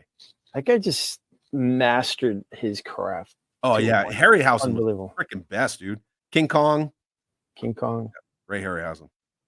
The freaking Skeleton Warriors in the Sinbad movies. Yeah, I was thinking of the saber-toothed tiger in one of the Sinbad movies. Yes, that was the one with the chick, and she turned into a seagull, and she had the seagull foot, and it had the Cyclops, Sinbad, and the.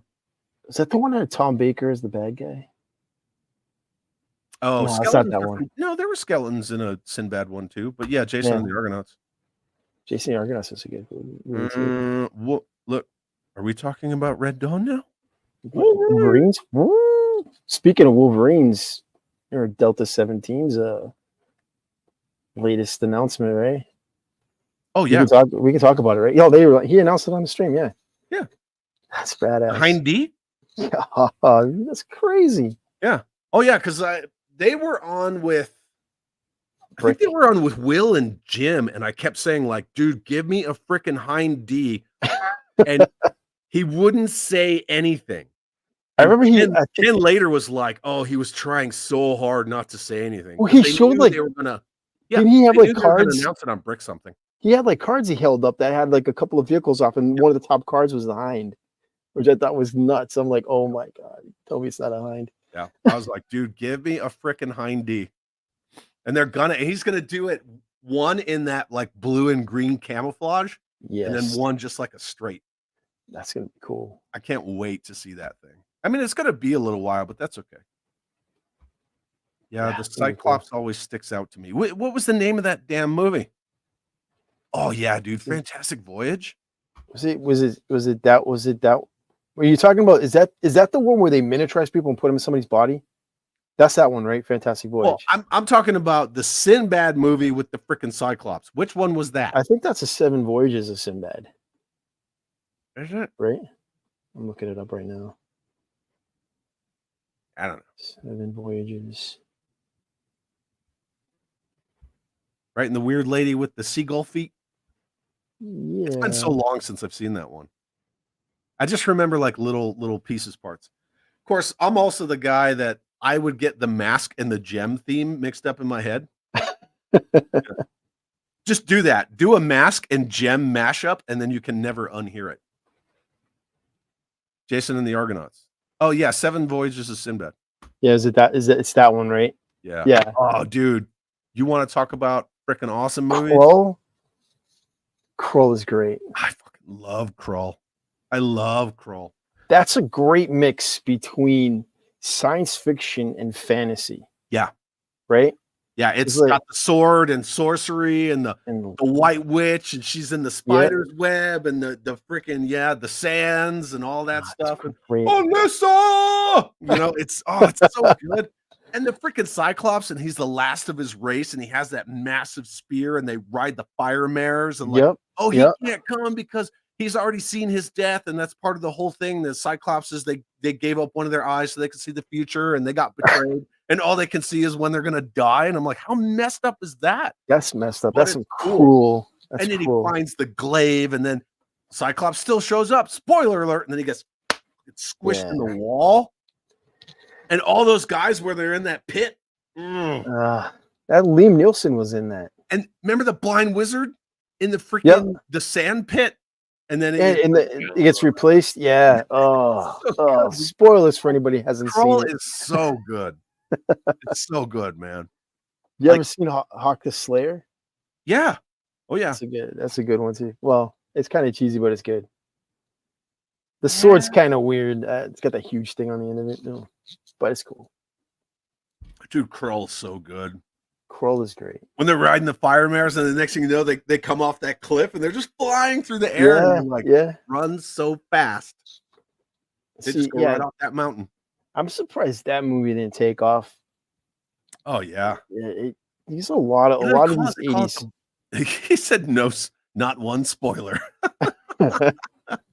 Well, it's like I mean, if you haven't seen Krull, I don't know what to tell you about.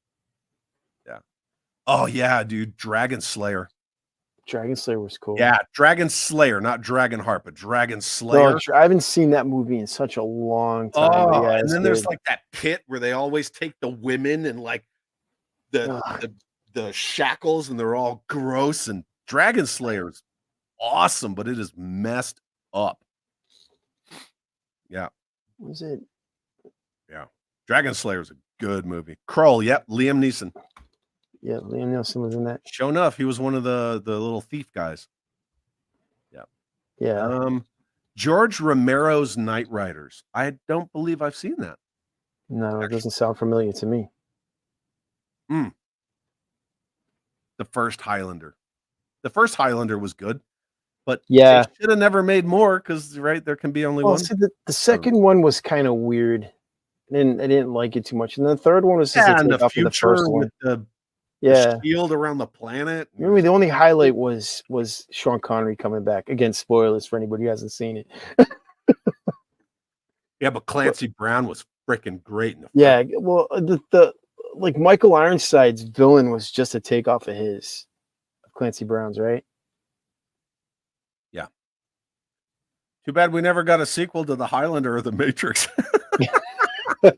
Again, The Matrix did not need a sequel. He was Jesus at the end flying around.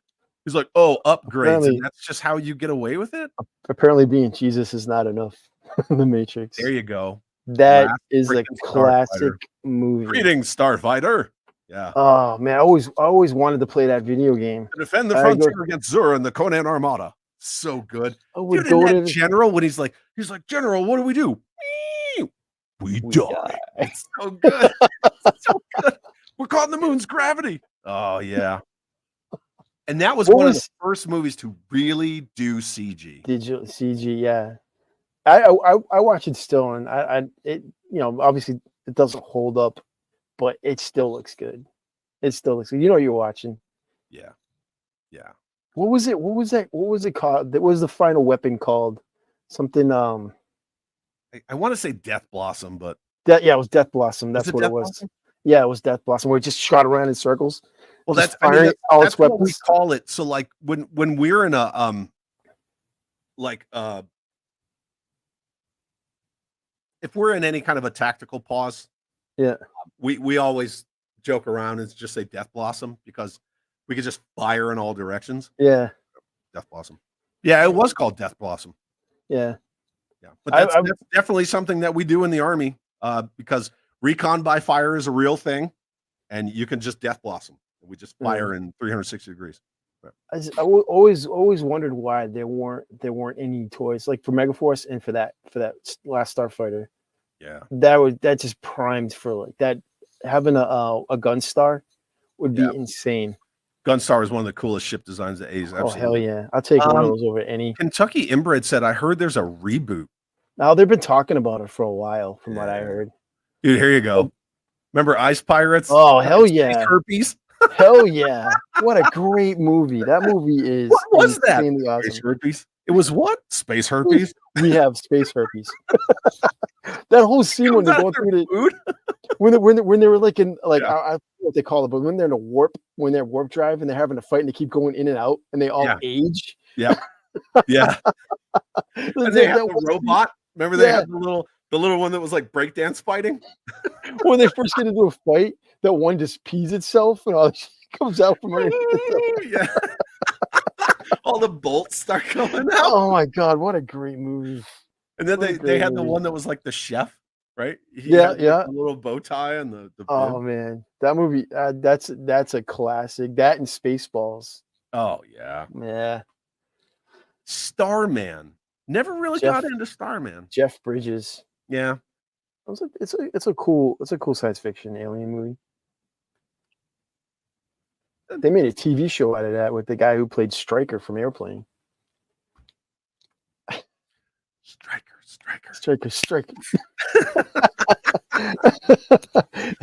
Jay and I, we were talking about comedies, and he said something like, "Oh no, it wasn't Jay. It was Ryan on 3POA," and he was like, "Are there ever any good comedy sequels?" And I was like, "Yeah, we just started like everybody just started naming tons of them," and I'm like, "Oh God, Part 2, Airplane 2, Ghostbusters 2." You know, there's so many good comedy sequels. Airplane 2's in a freaking space shuttle. It's awesome. It's got Hal. Well, not Hal. Is it Hal? Yeah. Well, their version of Hal. Yeah. Oh, what a great one. That's a cool one. During Iconicon, Michael from Retro Blasting. Yes, he did interview the main actress from Last Starfighter. Oh, really? The question of toys was brought up. There were plans, prototypes made, but nothing happened. I did see that there were prototypes. Oh, do you remember that back to Megaforce? I sent it was a while ago. I sent you a image of some paperwork that Ken from Toy Connections found about somebody applying for rights to make action figures for Megaforce. Yes. Yeah. Do you remember that? Oh, that would have been sweet. I want to say it was that comic book writer, science fiction writer. Would have been sweet. Megaforce. Telling you, do it. Or as Zazel likes to say it, Megaforce. Airplane 2 had William Shatner. Really? Yeah, it did. He was the commander of the moon base. That's you remember? Remember? That's right. To open the doors. What do all these lights do? It's like Spaceballs. What the hell am I looking at? It's right now. Right now. What happened to then? You missed it. When? Just now. Was this the radar? No, that's the Mr. Coffee. Well, everybody knows I knew that. Coffee. I watch radar. Like to have coffee while I watch my radar. Yeah. Where'd they go? I think must have went into hyperspace. Well, what do we got? A Cuisinart? What do we got to this thing? A Cuisinart? Oh. Yeah. When will that be now? Soon. Yeah. No, go past this. Go past all this. In fact, never show this again. Oh, when he's playing with his dollies? Yeah. You didn't see nothing. I didn't see anything, sir. No, sir, I didn't see you play with your dolls. With your dolls again. Good. Yeah. A raspberry jam. Yeah. Only one man used raspberry. Lone Star. That's right. Speaking of, I found like a mock Lego version of the Eagle 5 on eBay. Not eBay, on Amazon. I was gonna pick up of the Eagle 5. Oh, is, yeah. The Winnebago. Yeah. I thought you were talking about the Eagle, and I'm like the Apollo 11 lunar excursion module. Oh, I have one of those. I have a Lego set of that. The lander. I have a no shit original NASA model of the Eagle lander. Do you really? On a plaque. That's badass. I have the Lego version of that, and I have the Lego version of the Saturn rocket they used. Ooh, nice. Yeah, it's huge, man. Saturn Huge. 5, man. Huge rocket. Space Hunter. How about the movie Space? Yeah, I thought didn't we talk about that earlier? Somebody mentioned that with the truck. Remember? Oh yeah. Buck Rogers. Yeah, I love the script. It's Buck Rogers. So the rumor is for Buck Rogers that might be some like a movie and 2 TV shows are in the works for like 2025. Because apparently the IP is opened up. The families decide to like let people do stuff with it. Apparently. Oh shit! It's Sunday, huh? What do you mean Sunday? Today's Sunday, yeah. Oh man, we walked all over hella dope. Oops. I hate doing that. Sorry. Gaz, do you have the International Space Station? I'm guessing in Legos. Not in the Lego form, no. Mm. I wanted to pick it up, but I didn't. I do have a Colonial Viper in Lego form, but it's not Lego. It's mock Lego. Nice. And I did get the reissued Galaxy Explorer as well. Nice. A movie I've always loved, The Adventures of Baron Munchausen. Yes, that's a fun movie to watch. I don't think I've seen that in a long time. Robin Williams plays like one of the Moon people, like the leader of the Moon people. It's pretty cool. You know, some movie that's great. I don't think anybody's mentioned it yet. It's Buckaroo Banzai. I knew that was coming. Yeah. Love that movie. Because Adventures of, I was waiting for Buckaroo Banzai. Buckaroo Banzai is. It's got classic. Everybody in it. It's got John Lithgow, not Larroquette. John Lithgow. He's got the crazy hair, and it's got play RoboCop in it. It's Peter got Weller, Jeff Goldblum. Yeah, Goldblum. Yeah, Clancy Brown. Yeah, just to name a few. Yeah, James Lucas says most of these movies mentioned are on Tubi, and that's why I love Tubi. And dude, you want to see? Look at this, fucking Time Bandits. Yeah, that movie freaked me out. Time Bandits is so good. Yeah, well done. And his mom and dad pick up a piece of the devil, and they explode. And then God's like, "It's all good," and he just leaves. Like. It's that British sense of humor, man. It's crazy. That movie's so good. The guy who plays the bad guy pushing the wall and God's following him. Oh, yeah. And freaking Sean Connery, right? Yeah, I'm sure he plays a knight, right? No. He plays is it King David? Is that who he plays? Somebody. King Solomon, maybe? I don't know. Well, when they first meet him, yeah, he's fighting somebody. He's got the mask on. Yeah. So the guy that plays like the devil in that, right? The bad guy, he's in a movie with he's in a ton of shit. No, he's in a movie with the guy, the main character from Clockwork Orange. I forget his name. Roddy McDowell. Is it Roddy McDowell? Yeah. You know, not the guy from Planet of the Apes. I get them too mixed up. And one of them plays who's the H.G. Wells, and he has a time machine, and that guy that plays the devil plays Jack the Ripper, and he uses the time machine to come into modern day San Francisco, and he starts killing people. What? Yeah. Wow. Yeah, it's a freaking cool movie. I think it's called Out of Time or something like that. Yeah, it was Malcolm McDowell.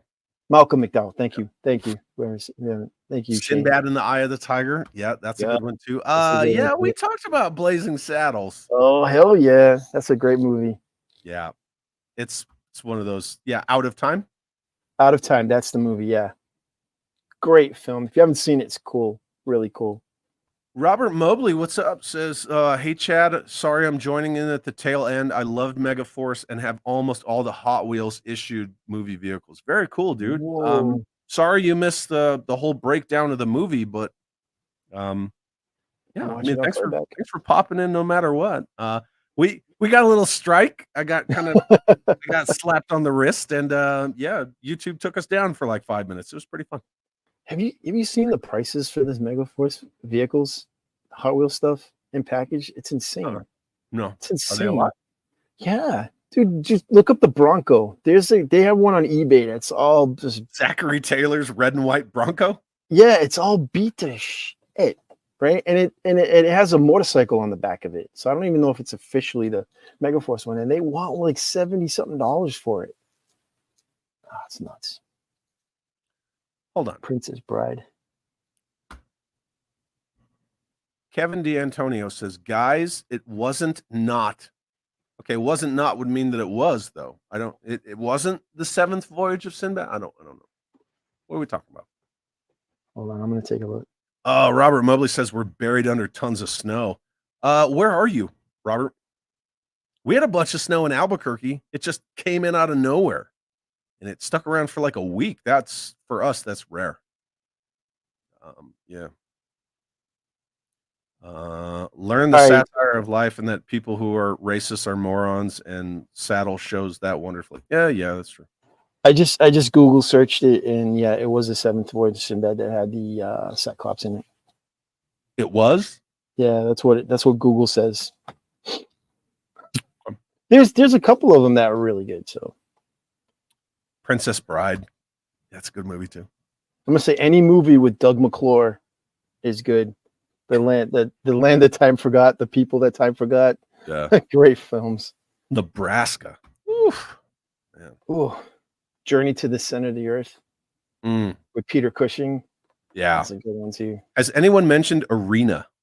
Tail end of the 80s, but it's a fun movie. Boxing aliens. Oh wait, I think I've seen that. I don't know if I've seen that. Krull had the best Cyclops. Yeah, we were gushing all over Krull. I was talking about that Cyclops. So good. Yeah. Did you ever watch it was like the 90s show Hercules with Kevin Sorbo? Have you seen that? Hercules. Hercules. Yeah. Do you remember Bull from Night Court? Yeah. He played a Cyclops in that show. Really? Yeah.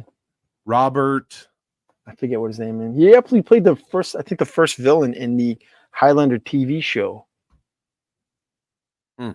Who was like, he drove a cab. It's kind of like a takeoff of the Kurgan. See, now we're talking. Okay, so yeah, the Stallone one is Judge Dredd. The Carl Urban is just Dredd. Well, and I mean, Dredd. Yeah, Robert Mull. That's his name. Thank you, Master Son. You're always rest in peace, poor guy. Dredd was freaking good. Carl Urban Dredd movie is amazing. I love it. I love it. The Mammon I quoted all the time, like, what's it gonna be? Body bag or but IsoCube? Yeah. But the Stallone version is good. I like it.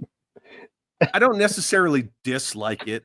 I like the Carl Urban one because A, I like he's it. leaner, and B, he never takes his helmet off, and he has that face. You know, he's like, "Are you ready, rookie? You don't look ready." Yeah, it's more accurate to the source material. But Stallone movie's just over the top fun. I was waiting for you to realize that you forgot your helmet. Oh, it interferes with my perception or whatever. I think a bullet would do that. So good. He's so good in that movie, man. Dredd is just awesome. Have you seen slow-mo and the bullet time? Yeah. Have you seen what is it? What's that Amazon show? With the superheroes that are just like everyday, like real people, and they're assholes. And then you have like the group of men. What the hell's the name of that show? It was a comic book. Why can't I remember it? The Boys. Thank you. Oh yeah, I love you. Remember that? That's a great show. You want to talk about some shit that strays from the source material like The Walking Dead, dude? The Boys strays. Oh yeah, it does. It does. Yeah. Yeah, but he's great. Yeah. Is Bill the Butcher? Yeah, Bill Butcher.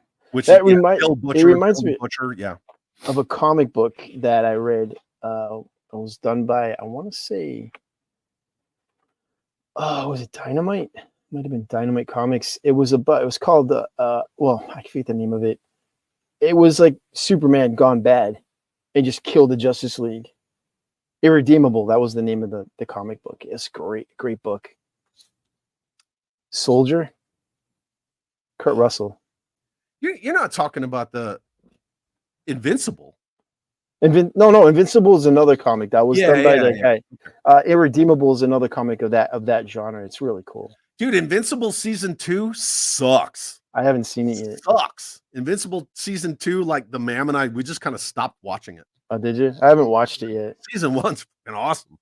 Soldier, this movie is phenomenal. I love this movie.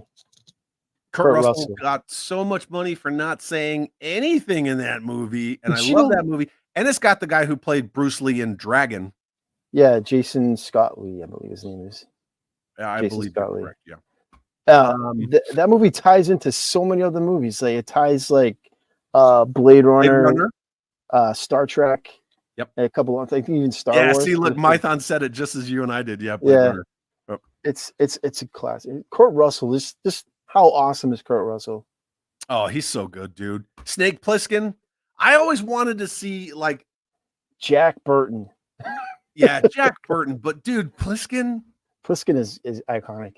I wanted to see them do one about Cleveland. Because they keep talking about Cleveland. I wanted to see them do like Escape from Cleveland. But for me, my favorite, my two favorite characters that he's ever played. Well, actually, I should say one because I think Richard Dean Anderson took Colonel O'Neill, made it his own.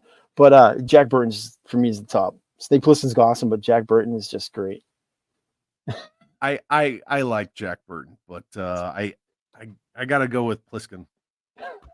There's just something about him, they're two complete opposite sides of the spectrum. Oh yeah, whereas Jack Burton's all like, Pork Chop Express, and he's all like, I'm gonna say BDE if you guys know what that stands for, right? He's all BDE, he's all bravado and just mouth, and he just wings it. That's all he does. Yeah, that's what I love about him, though. Whereas Plissken's just like, call me Snake, and then they think they're getting somewhere, and they're just like, the name's Plissken, just fucking love him, man. I loved. Oh yeah, there's another one, Tango and Cash. Great film.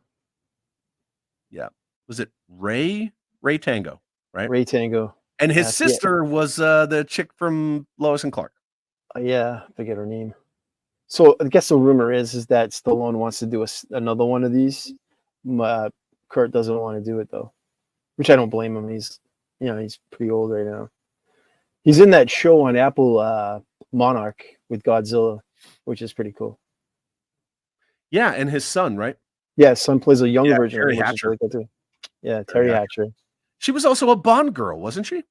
Yeah, she was in one of Brosnan's. I think Tomorrow Never Dies. I think she was in that one. No, World's Not Enough. That was the one with the meteor mogul one. Yeah. War, She was the wife. Yeah. Tango and Cash is good, dude. Tango and Cash is great movie. That truck, that Blazer. Oh man, talk about Megaforce style. That would be the Megaforce. They had their own weird little egghead guy, whatever his name was. He's all Ray. Yeah. Hey, were you guys okay? Is the truck okay? To get smushed. The Last Boy Scout. Yeah, the Tacom was made as a model. We were talking about that big crazy version, and like all the Delta Mark IVs come flying out of the back of it and stuff. Has like a massive troop ramp. JLS, what's up, bro? Good to see you, Jesse. You still owe me a live stream. I love you. You owe me one. Last Boy Scout, dude. Last Boy Scout has so many of the best one-liners. Yeah, I love that movie, man. It's a great buddy action flick. Yeah. Waynes and Willis, it's so good. That movie is awesome. Willis, too. Yeah. The Last Boy Scout. I haven't seen that. Those cost you $500. Yeah. Those are $500 pants. Yeah. They don't have like a TV in them or anything. No. It's such a good movie, man. Yeah. Yeah. Last Boy Scout's awesome. Terry Hatcher is Smoking Hot and Tango and Cash. Screamers. Ooh. Python says that's that Peter Weller movie, that sci-fi movie on a planet. Yep. Got like robots on the water. Is it robots? Sure. Yeah. Yeah, they're little robot things under the sand. Yeah. Yeah, it's a pretty good movie. Yep. Screamers and Scanners are two movies that I always confuse. Scanners. What was that? Michael Ironside? Is that when they're telepathic, right? And they're like blowing each other's brains up? Yeah, something like that. Yep. Oh yeah. Yeah. when he explains how to do the one-liners in the Last Boy Scout. Yeah. It's such a good movie.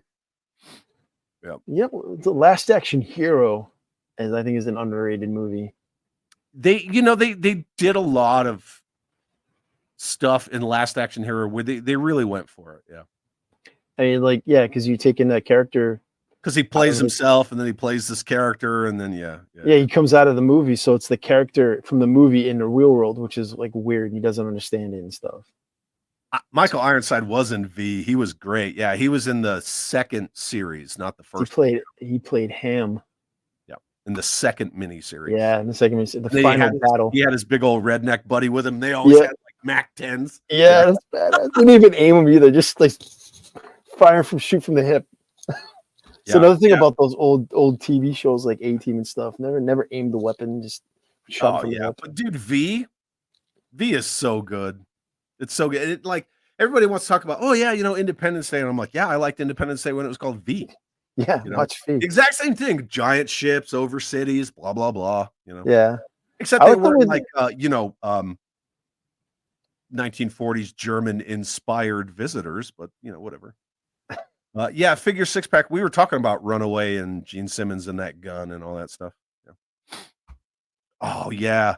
I remember watching USA Up All Night. They introduced me to the best two Roddy Piper movies. Hell Comes to Frogtown and They Live. They Live is such a classic movie. God, They Live is so good. Look at him. Look at him. Of course, then you get the, I've come here to kick ass and chew bubblegum line in the bank. Yep.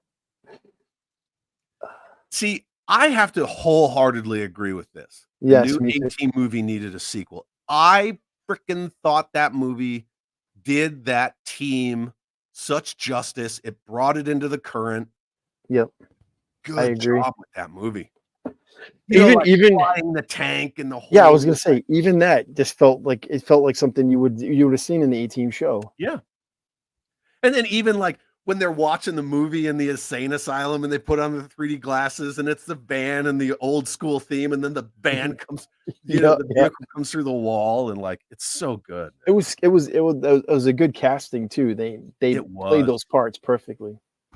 Even when they intro Hannibal Smith, right? And those Mexican drug lord guys are beating him up, and they're like, "Oh, you don't even have a firing pin in your weapon," and then it shows like firing pin. Yeah, because I'm using it to and he handcuffs the dogs. Like, it's perfect.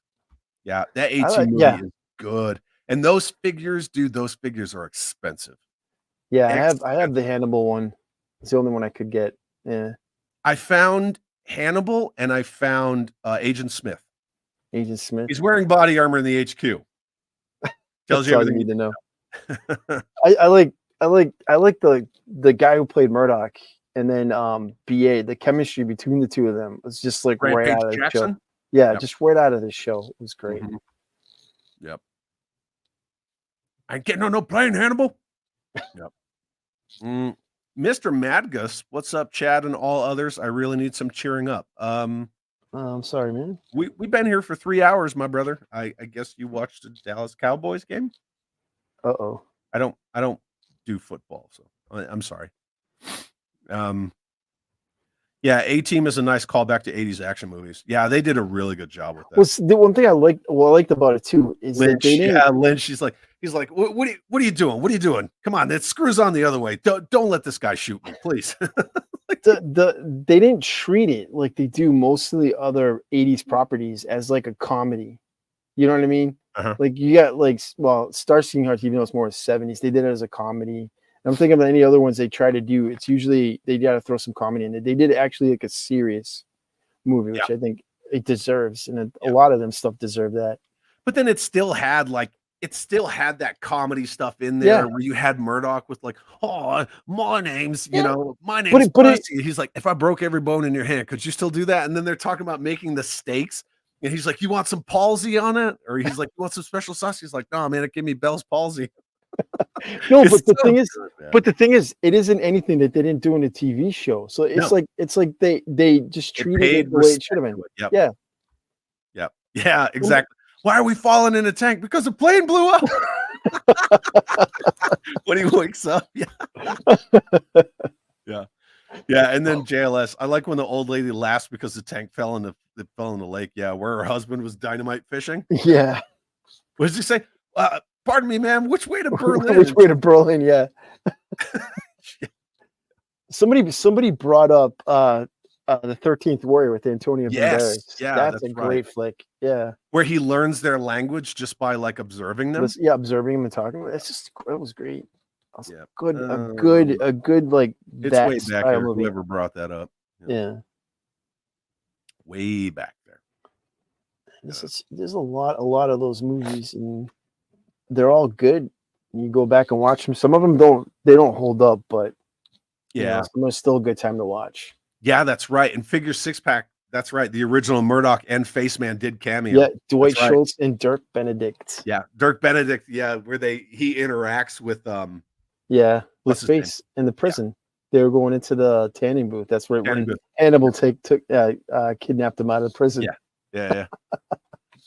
Yeah, and then he's talking about like that lieutenant shows up in the underwear and Bradley Cooper was a good face man. He's like, I'd like to get some of those quesadillas. I'm like, I'm living the dream. He's like in the tires. Yeah, he was great, man. It's like I said, they did a hell of a job on that movie. They did, and it deserves a sequel. They should have done a sequel. Yeah, I guess it was Anthony Rosario, 13th Warrior, also known as Eater of the Dead. That was a good flick. That's a good movie. 13th Warrior is good. Dargoon is asking, what are your thoughts on the G.I. Joe omnibus? I think it's impressive. The Carson's book, I got it. I will tell you, it's impressive. I haven't finished looking through it. It is like 20 pounds of madness. Carson will be on with me on Wednesday the 24th.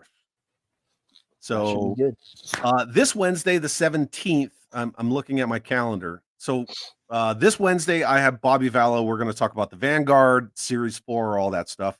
Talk a little shit. Next Sunday, the 21st, I have Ryan from 3POA, Jay Bartlett. We're going to talk about should Boys Action Toys just stop being in brick and mortar. Should it just go away? And then Wednesday, the 24th, I'm going to have Carson on, and we're going to talk about the omnibus. I very rarely go in a brick and mortar. I have like a vintage shop that I go to. Yeah, so do I. Once or twice a week, but otherwise I don't go in. Yeah. Yep. One of them is where I got my complete general, one of my armor bots, a bunch of other stuff. Another one is where I got that perfect complete Death Star. Oh wow. I got good stores. I don't need Target. I don't need Walmart. I don't need the onesie-twosie stupid shit. But yeah, we're going to talk about should Boys Action Toys finally just get out of brick and mortar. Do you have like a FYE? Do you know what FYE is? Yes, we do have FYE here. I was looking. I went to my shop yesterday, and I was just walking around the mall because I didn't find anything. And I went into one of those shops, and you know what I found in there? I found two pull back and let go cars, like 132 scale, a Vamp and a Stinger. Really? Yeah. Like the pullback racers? Yeah. Crazy. 132, cool. Yeah. And then Mython the Python says, I guess no love for batteries not included. No, that's a good movie. Yeah. Very sweet. Very sweet movie. Yep. Robert Mobley's like, FYE is still around? Yeah. They're generally in malls. Yeah. It's more of a now just like it's like a niche shop. They just have all this like Japanese animation stuff and a lot of the Funko stuff. Yeah, that's right. Dwight Schultz was one of the doctors. Murdoch. Yeah, because you had Murdoch, and you had Face and Face. Yep. Yeah. Oh, here we go. It says real question. All I can never find the Comic-Con exclusive G.I. Joe action figures. I know they did 4 of them. I don't know. What line of 40th anniversary? Yeah. 30th anniversary? Are you talking classified, Shane? Because I know, I think it was like it's an A-Team? A-Team? A-Team Comic-Con exclusive figures? Oh, it says A-Team again. A-Team. I don't know if I've ever even seen those. I know that there were carded figures of like Agent Smith and the 4 A-Team guys. Yeah, they did come out with like I think like one run, right? one series. They didn't do like more than one, right? Yeah, modern the four guys. articulation. Yeah. Shane, I've actually never even heard that they made Comic-Con exclusive A-Team figures. But he said G.I. Joe. Yeah, he said G.I. Joe Comic-Con. But I think there's been a lot of exclusive figures, right? Especially Comic-Con or like they've never made Joe A-Team figures. No. There is no Joe A-Team. Well, but they did make A-Team figures, but I want to say that was Jazzware. Yeah, Jazzware. I think it's Jazzware made them. Yeah. I beg to differ because I think is the character's name Mace? Mace. I think it came out in the 90s. Black top, khaki pants. You know which character I'm talking about? Looks like an undercover guy. I think he kind of looks like Hannibal. Well, George Papard Hannibal. They were original figures, and they look like custom A-Team figures. I'll have to look into that.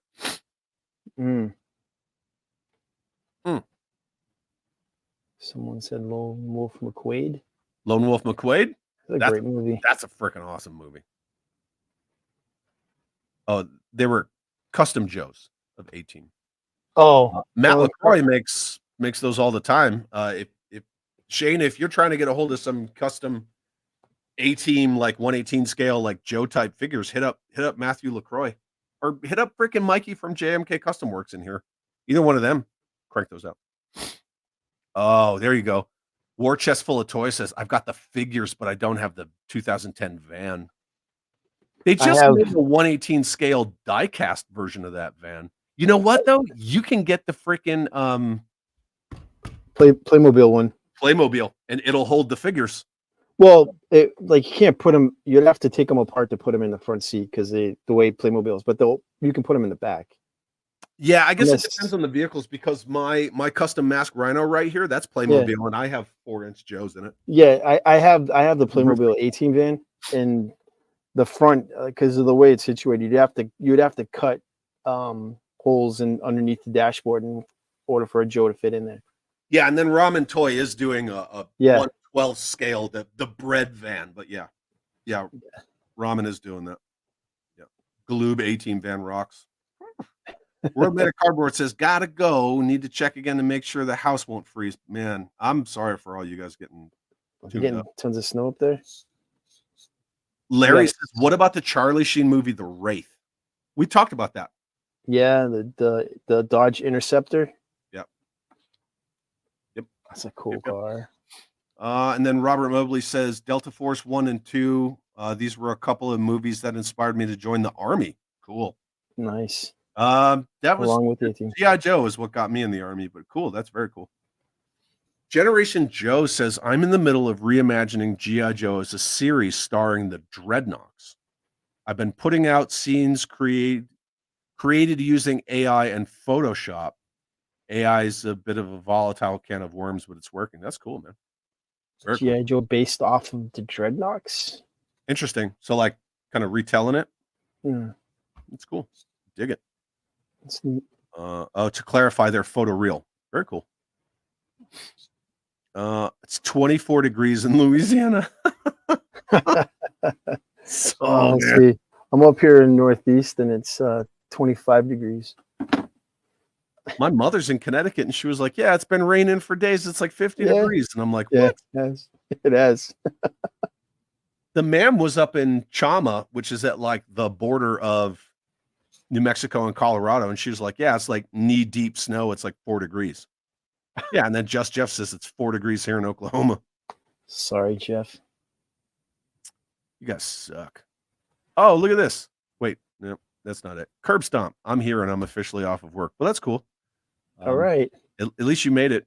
Oh, Eddie Rodriguez, -9 in Illinois. Sorry, man.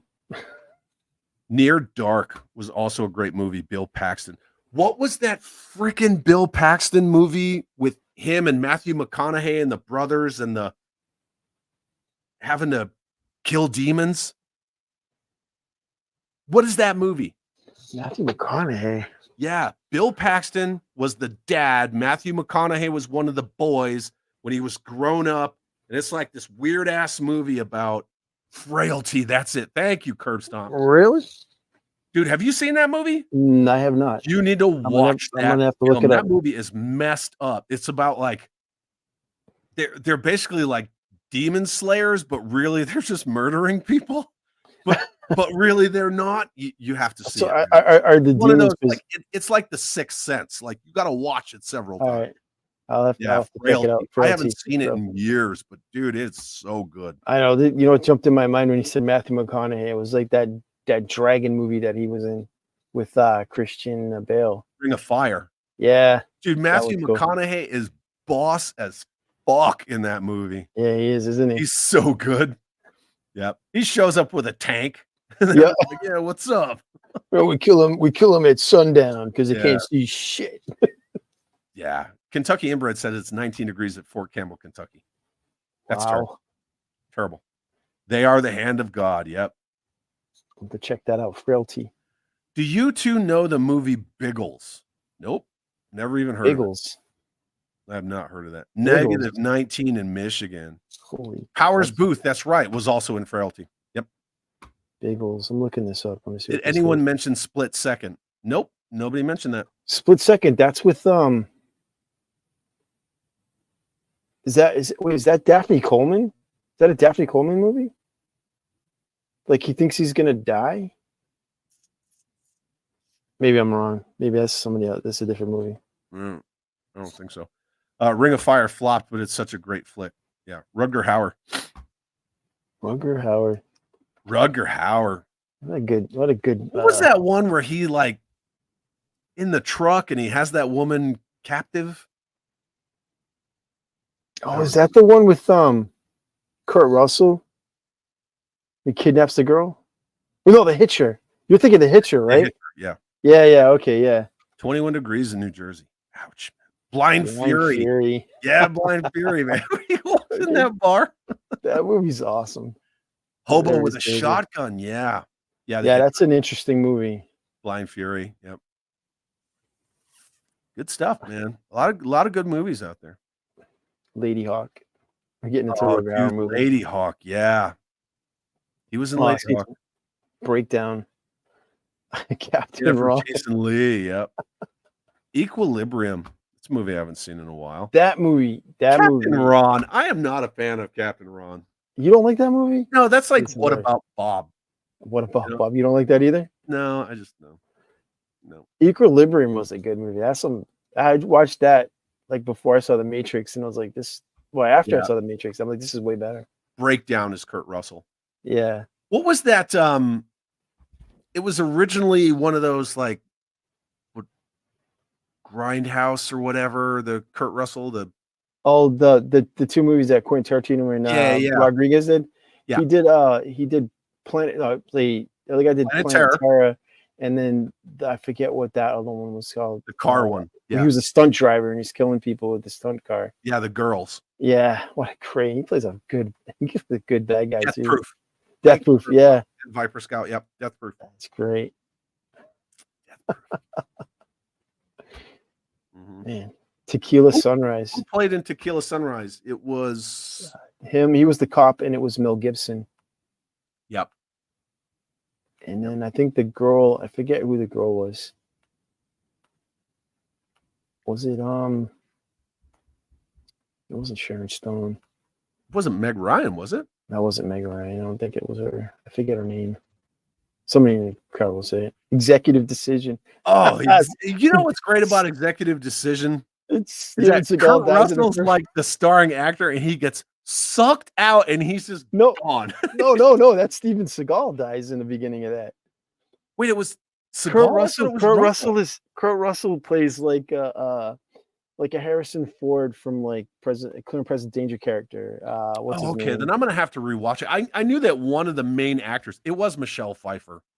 Was it Michelle Pfeiffer? I thought it was Meg Ryan too, but it's Michelle Pfeiffer. Yeah, he plays like the head. Steven Seagal plays the head of the military unit that they put onto that stealth fighter. Out of that transfer tunnel. Okay. And you have James. I can't pronounce his last name. He played Luigi in the Mario Brothers movie.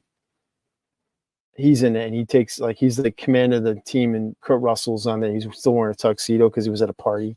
That's a good movie. I liked it. I went to see that with a friend of mine. Hold on, the one who was in John Wick. John Leguizamo? Yeah, that's him. Yeah. I went to see that with a friend of mine. What the hell did you do to this car? I thought you loved it. So I saw that movie, Executive Decision, with a friend of mine that was a massive Seagal fan, and he hated Kurt Russell. And then there was a bunch of us. So when Seagal got sucked out, we all just looked at him. Dude, we are not even going to talk about these. Never seen them. No. I've never seen them. No. Oh God, I have 1 through 4. No, I'm not into that kind of stuff. Yeah. I'll watch aliens. Yeah. I'll watch dinosaurs eating people and all that kind of crap. Dude, I won't watch Firebirds. Cage? Yeah. And the Apache helicopters. That's like the Apache movie right there. And that's the Apache Top Gun. That had what's her name? Oh, Einhorn. Finkel and Einhorn. Oh my God, what's her name?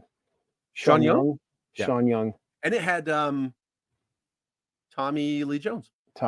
Yeah. They all going up against a Scorpion helicopter. It's just a little bird. Fucking Ronin. You want to talk about awesome car chases? Yeah, for sure, Ronin. Oh, the De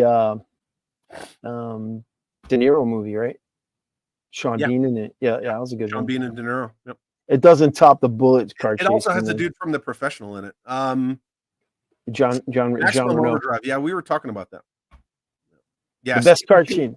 Kurt Russell plays an analyst. Now the best car chase scene ever. Bullet. I can't stand Face Off, dude. You don't like Face Off? No. I want to take the Face Off? No. It's just a retelling of John Woo's his movies beforehand, like The Killer. Now I will say that what is it, the Weight of Massive Talent or whatever with him and Pedro Pascal? That movie's freaking good. I haven't seen that. Yeah, where he has like all of his guns and stuff from Face Off. Have you ever seen like this huge Nicolas Cage fan? Yeah. I want to say The Killer, and then there's one other one. The main cop is called named Tequila. Mm-hmm. Oh my God! What's the name all of that these movie? Awesome movies. French Connection.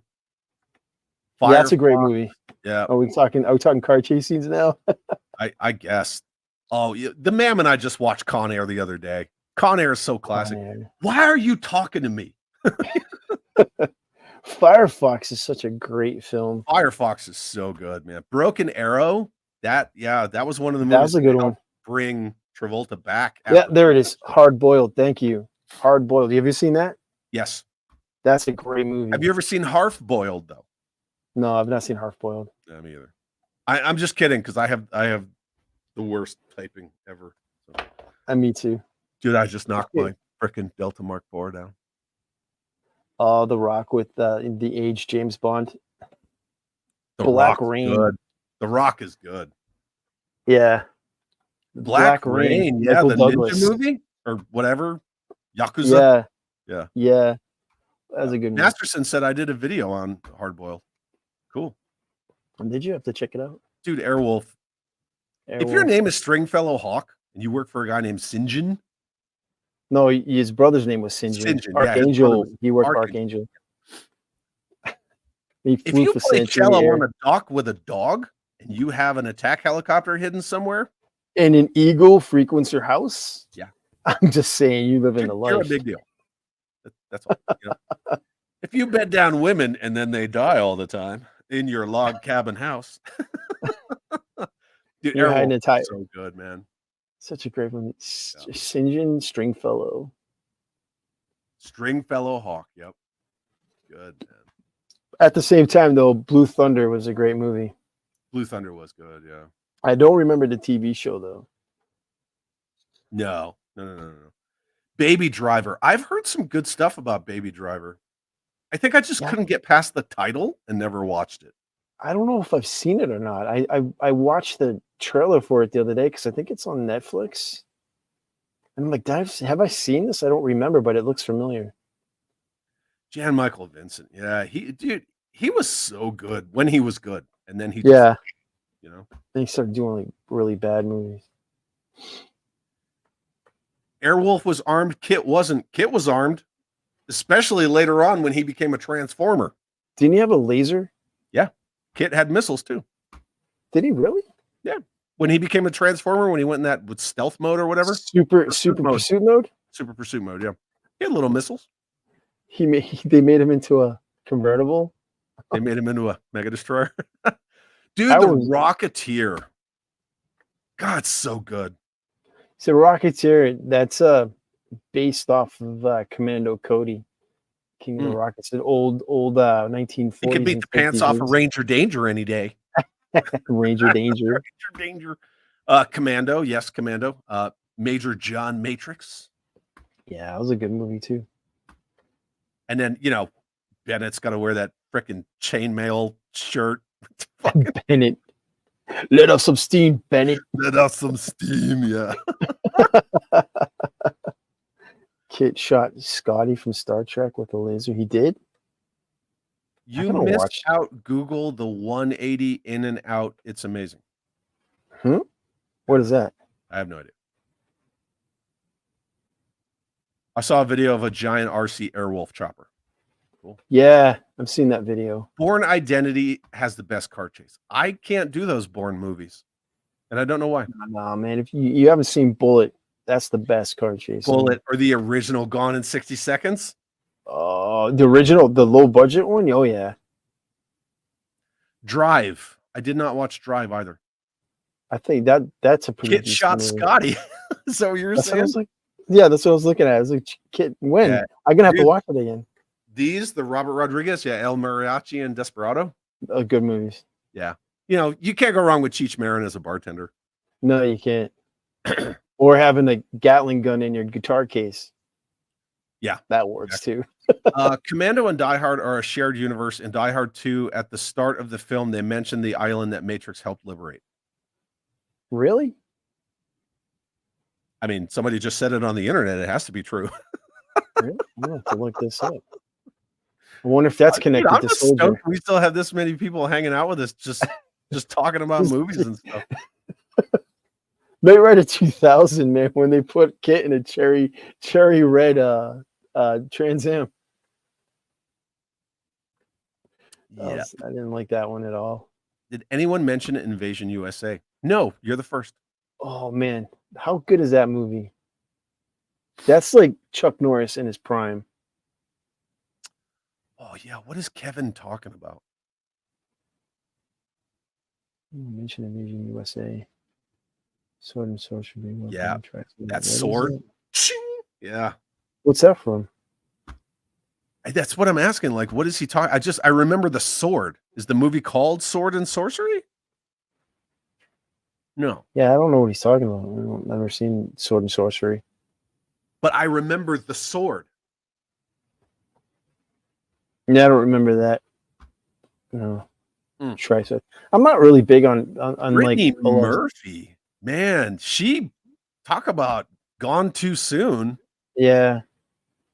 Did she like her boyfriend kill her or something, like her husband? No, she was all like, she had like pneumonia or something, and she was on all these drugs for the pneumonia, and then she took something else and fucking died. Damn, that's crazy. Yeah. But Steel Legion. she was good in Sin City. She's like, I'll cut your little pecker off. Yeah. That's a good movie too. Yeah. What was that? Somebody mentions like And somebody it said was also Steel. Wes and the Road Warrior. He was also in Weird Science. What were you gonna say? He was in Weird Science? Yeah, he was the main the Dreadnought Road Warrior guys that bust Oh, up that's the party. right.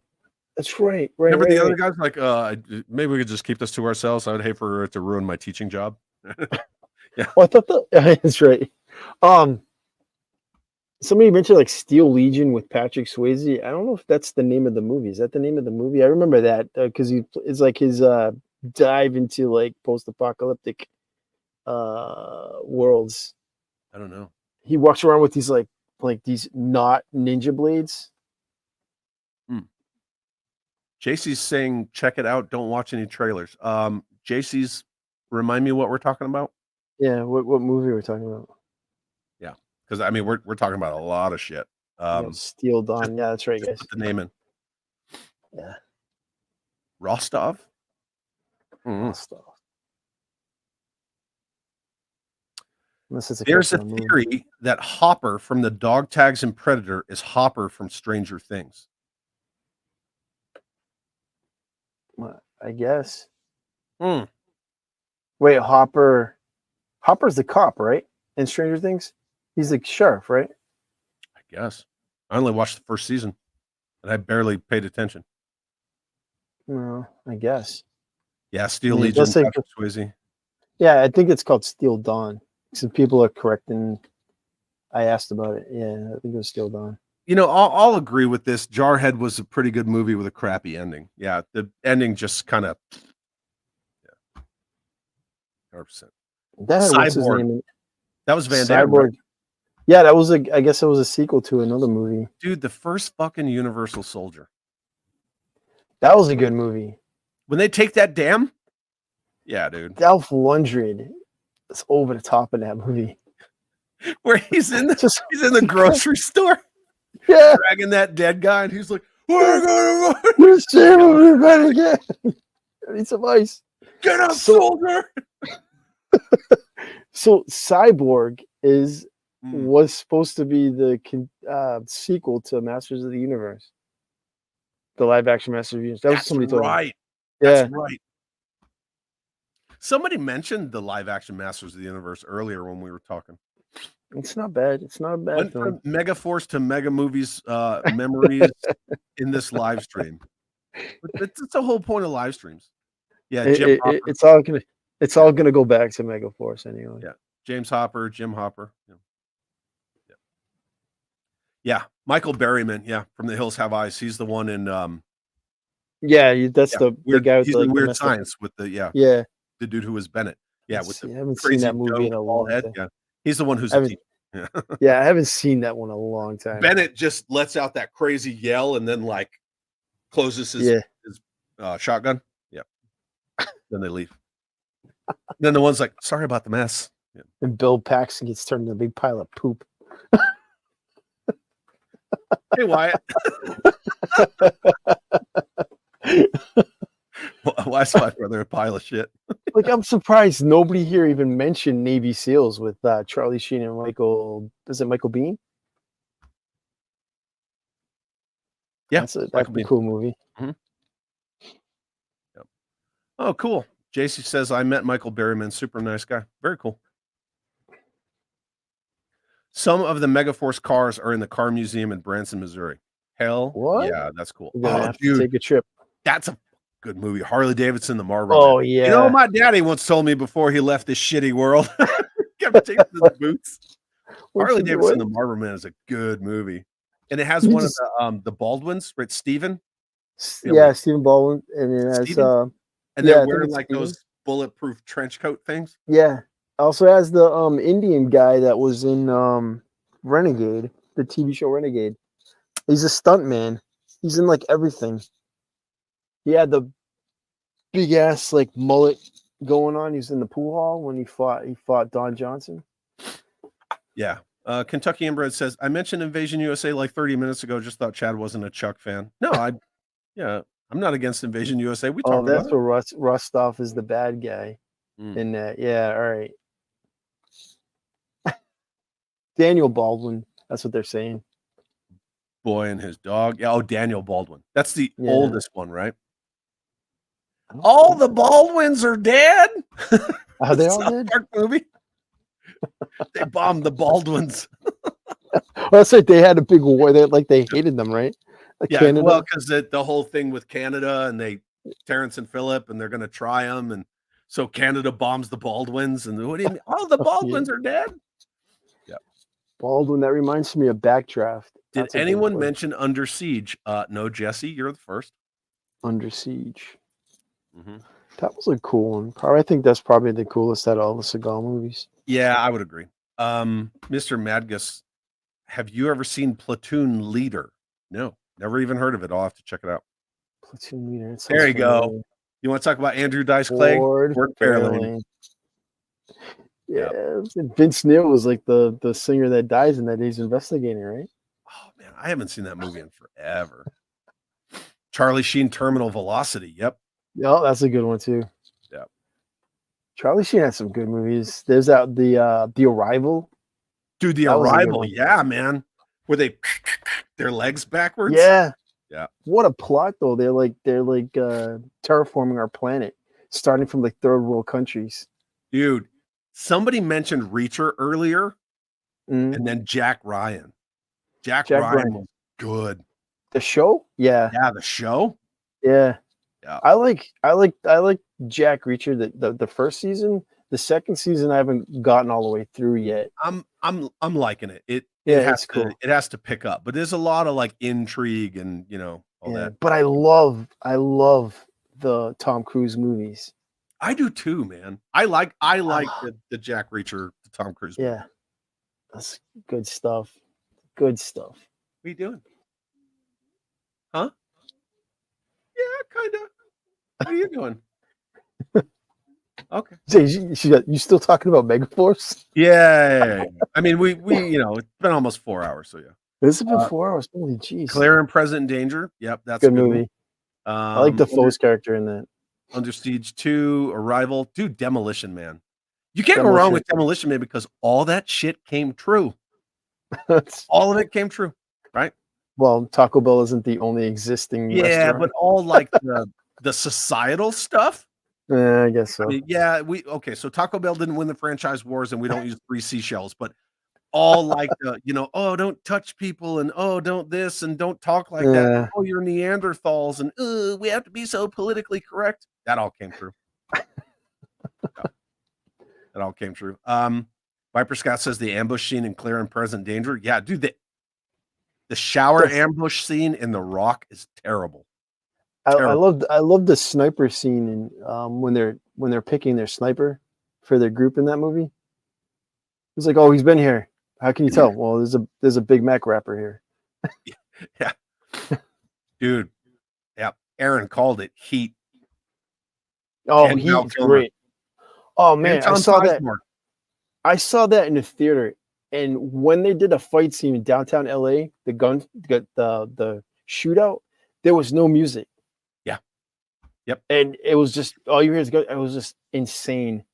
That great movie. It's intense, but like everything from the way that like the gunshots echo through the buildings and through the streets and around things, and the way that the sound plays off of what's around, and the way that they move, they shoot and move, like one suppresses, one moves, and that you want to talk about good gunplay, Heat for sure, man. Everything, all their weapons manipulation, the way that they like look down and then they like, man, it's so good.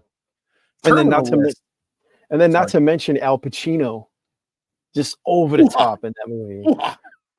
What he doesn't get is to watch my fucking television. Terminal List, I couldn't get into it. We tried. I mean, same with me. I lost interest watching that. I got to like the second episode and I was like, fuck this show. Yeah, same with me. Blown Away. Yes, that's a good one. Oh yeah, that's with Jeff Bridges, right? And it takes place in Boston. Yeah, right? the whole bomb IED. Yep. That's a great one. Shit. Yep. That was Idiocracy is the real future. Yeah, everybody's gonna put Gatorade on their plates. Yeah. Point Break. Did somebody just mention that? That's a good. Point Break. The dead presidents today, sir. The dead presidents are surfers. That's also Utah. Give me 2. Yeah. It's a great movie. Gary Busey was good in that movie. I know they made a remake to that, but I didn't even bother watching it. You don't Not only did Shane's Point Break, but The Town. Ben Affleck is boss as shit in The Town. Yeah. So good. And even like Ryan Reynolds' wife, Blake Lively, she's like, we smoked it to the filter, didn't we? She's so like just smarmy and good. John Hamm's good in it. Everybody's good in The Town. Good movie. And that's a fucking Ben Affleck movie. The Town is so good. So good.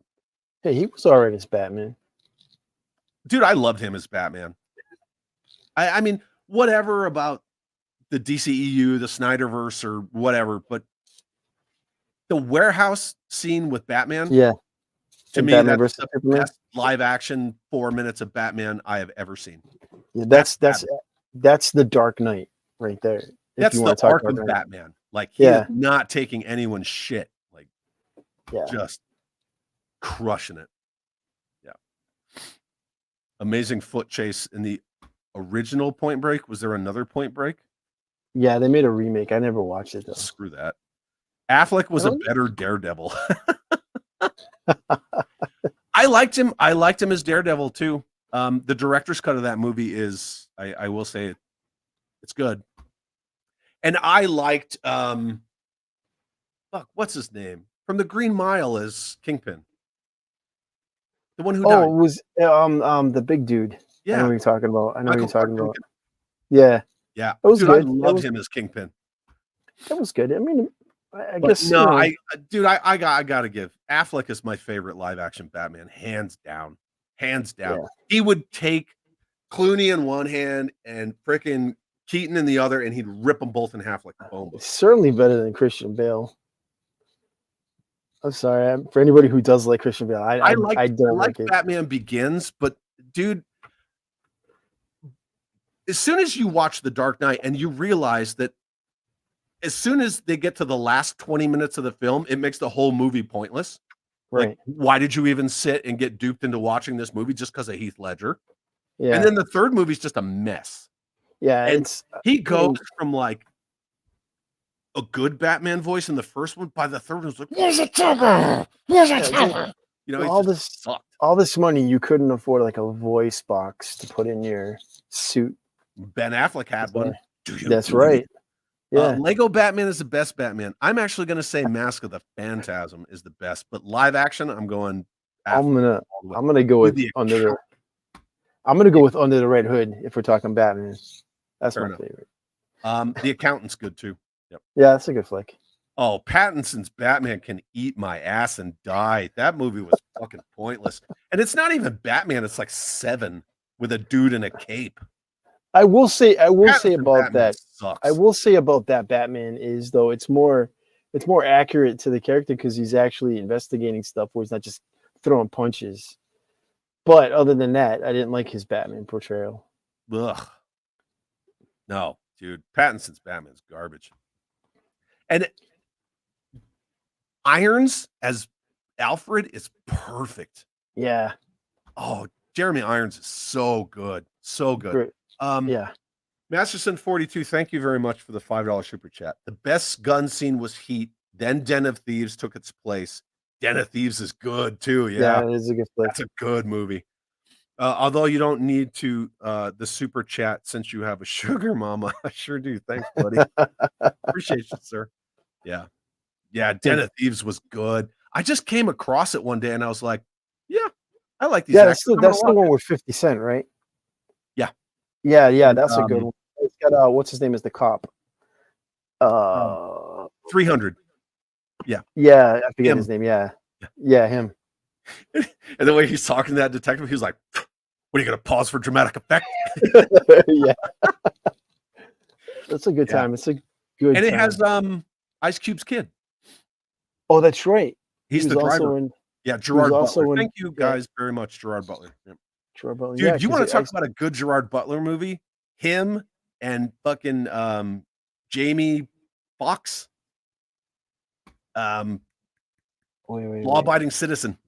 Yeah, that's a good one. Oh yeah. It's gonna be biblical. I'm gonna burn the whole fucking system down. Yeah. My thought. Thanks, dude. $5 super chat. Everyone needs to watch The Sound of Freedom. I don't know if I can do it. I love you and I appreciate you. Thank you for the super chat. I honestly, I don't know if I can, man. Kids. I mean, I don't know. I don't want to say I won't watch it, but it just sounds so heartbreaking. And go back Delta 17. Yes, please do that. Well, you don't have to back it. You can just buy it. Then it's not a Kickstarter. The scene where he talked to the boy taking his daughter to the prom. Yeah, where he takes him in. Yeah. Yeah. Dark Knight Returns, the animated film, is fantastic. Weller as Batman, okay. Yeah, I can do Weller's voice as Batman. You know, when they did that whole episode of Batman the Animated Series where all the kids are sitting around talking about, oh, I heard this about Batman, and there was this story about Batman. And then they showed the Dark Knight Returns version of the kid's story, and it was Michael Ironside voicing him. That was Oh, awesome. You don't get it, boy. This isn't a mud hole; it's an operating table. Michael Ironside's so good. He Michael Ironside's also voiced Darkseid. Yes, he did. Yeah. Yeah. 100%. Has anyone played the Arkham games? I still play the Arkham games all the time. Played them. Love them. Played them. Yeah. Love them. Love them. Love them. I wish that company would do a Superman game. I will go out on a limb and say that I like City and Origins pretty much equally, but dude, I love Origins. Well, mine is the one that has, what's the one that has it's the Arkham Knight one. That's mine. I like that game. I didn't dislike Arkham Knight, but it's too much vehicular combat. Too much vehicle stuff. And anything with Red Hood in it, that's my jam.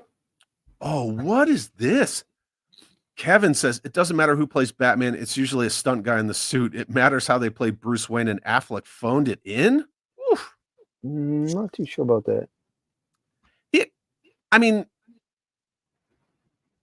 he's just older and more seasoned and just subtle. You know, like when he's talking to Clark Kent. He's like, I bought the bank, and he's like, you bought the bank? He's like, yeah, it's just what I do. Yeah, because he's, like I said, he's an older Batman. It's not like he's not starting out new. I will say Bale in Batman Begins, absolutely. He's like, well, I'm buying this hotel and I'm setting some new rules about the pool area.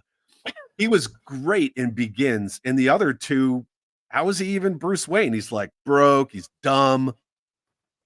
Yeah, especially in Dark Knight Rises, like, oh, I'm a hermit. Look, I'm like Howard Hughes, and I never leave home, and my company's bankrupt. And no.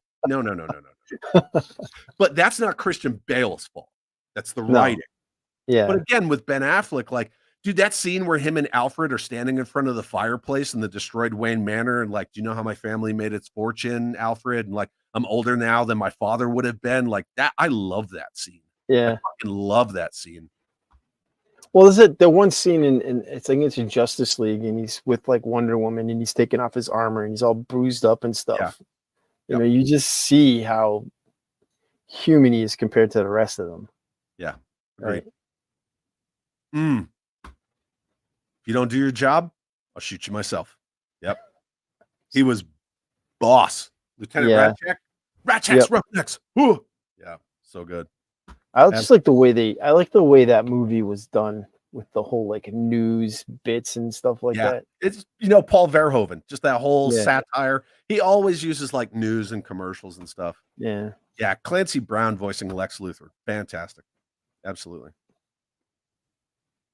Do you remember when Affleck played Red Batman? Yeah. We were talking about that. Oh. I liked his Daredevil. I did. Hey. I think his Matt Murdock was really good. I mean, I think Charlie Cox is good too, but whatever. No, the series is good. Yeah, but I might think they're both really good. Yeah, we never talked about this. Tombstone. There's not just a Western. Tombstone as a movie is just an amazing movie. Kurt Russell as Wyatt Earp is just incredible. Kurt Russell and Val Kilmer, I think it's probably both of their best films. Have you seen the Kevin Costner Wyatt Earp movie? Yeah. It's more of a biography of him. Yeah. I think that's a great movie too. Yeah. Yep. Dude, Zodiac with Jake Gyllenhaal and freaking Iron Man. That's a good movie too. Really? Yeah. I don't think I've seen that one. Yeah, check it out, dude. Yeah, Robert Downey Jr. and Jake Gyllenhaal. Zodiac, it's good. Is that about the Zodiac killer? Yeah. All right. It's Chad is an Affleck shill. Yeah, I love Ben Affleck as Batman. You count me in on that too. I just like Ben Affleck. He's just like, even watching Mallrats, you're like one of those fucking loafabouts. You never buy anything. Yeah, I just like Ben Affleck, man. He's good. He's a decent actor. Yeah. Anyway, my friend, I think we should probably wrap this up. It's been a hoot, my friend. It has. Thank you so much for talking Megaforce with me and everything else with the chat, because we had a good time talking movies. Anytime, man. It's been a pleasure. Oh yeah, absolutely. And say when. He's so good in that movie. I'll play for blood. That's just my game. Like you can't go wrong with all the quotes from that movie. Or he was like, "You smell that? Smells like somebody died." Michael Biehn is so good in that movie. Well, bye. Yeah, fantastic movie. Anyway, oh, Mr. Madgus is still sad. I'm sorry you're still sad, but I need to spend some time with my wife. And you guys are all fantastic. But well, you know what Mr. Magnus should do is go watch Megaforce and be happy. Mr. Madgus, go watch Megaforce. And then Jim Largo says Gaz needs to be back for a sequel. Gaz always comes back. He's always welcome back. Gaz is one of my good friends. Anytime, man. It's good to hang out with you again, my friend. It's good to hang out with you. I miss you very much. Right back at you, buddy. All right, everybody. Thank you for hanging out with us tonight. And hopefully I will see you all Wednesday to hang out with me and Bobby Valla and talk the Vanguard in Series 4. And Gaz, why don't you sign us out? There's a thumb kiss. And remember, it's all on the wheel. It all comes around. It all comes around. The good guys always win. Even in the 2000s or 20s.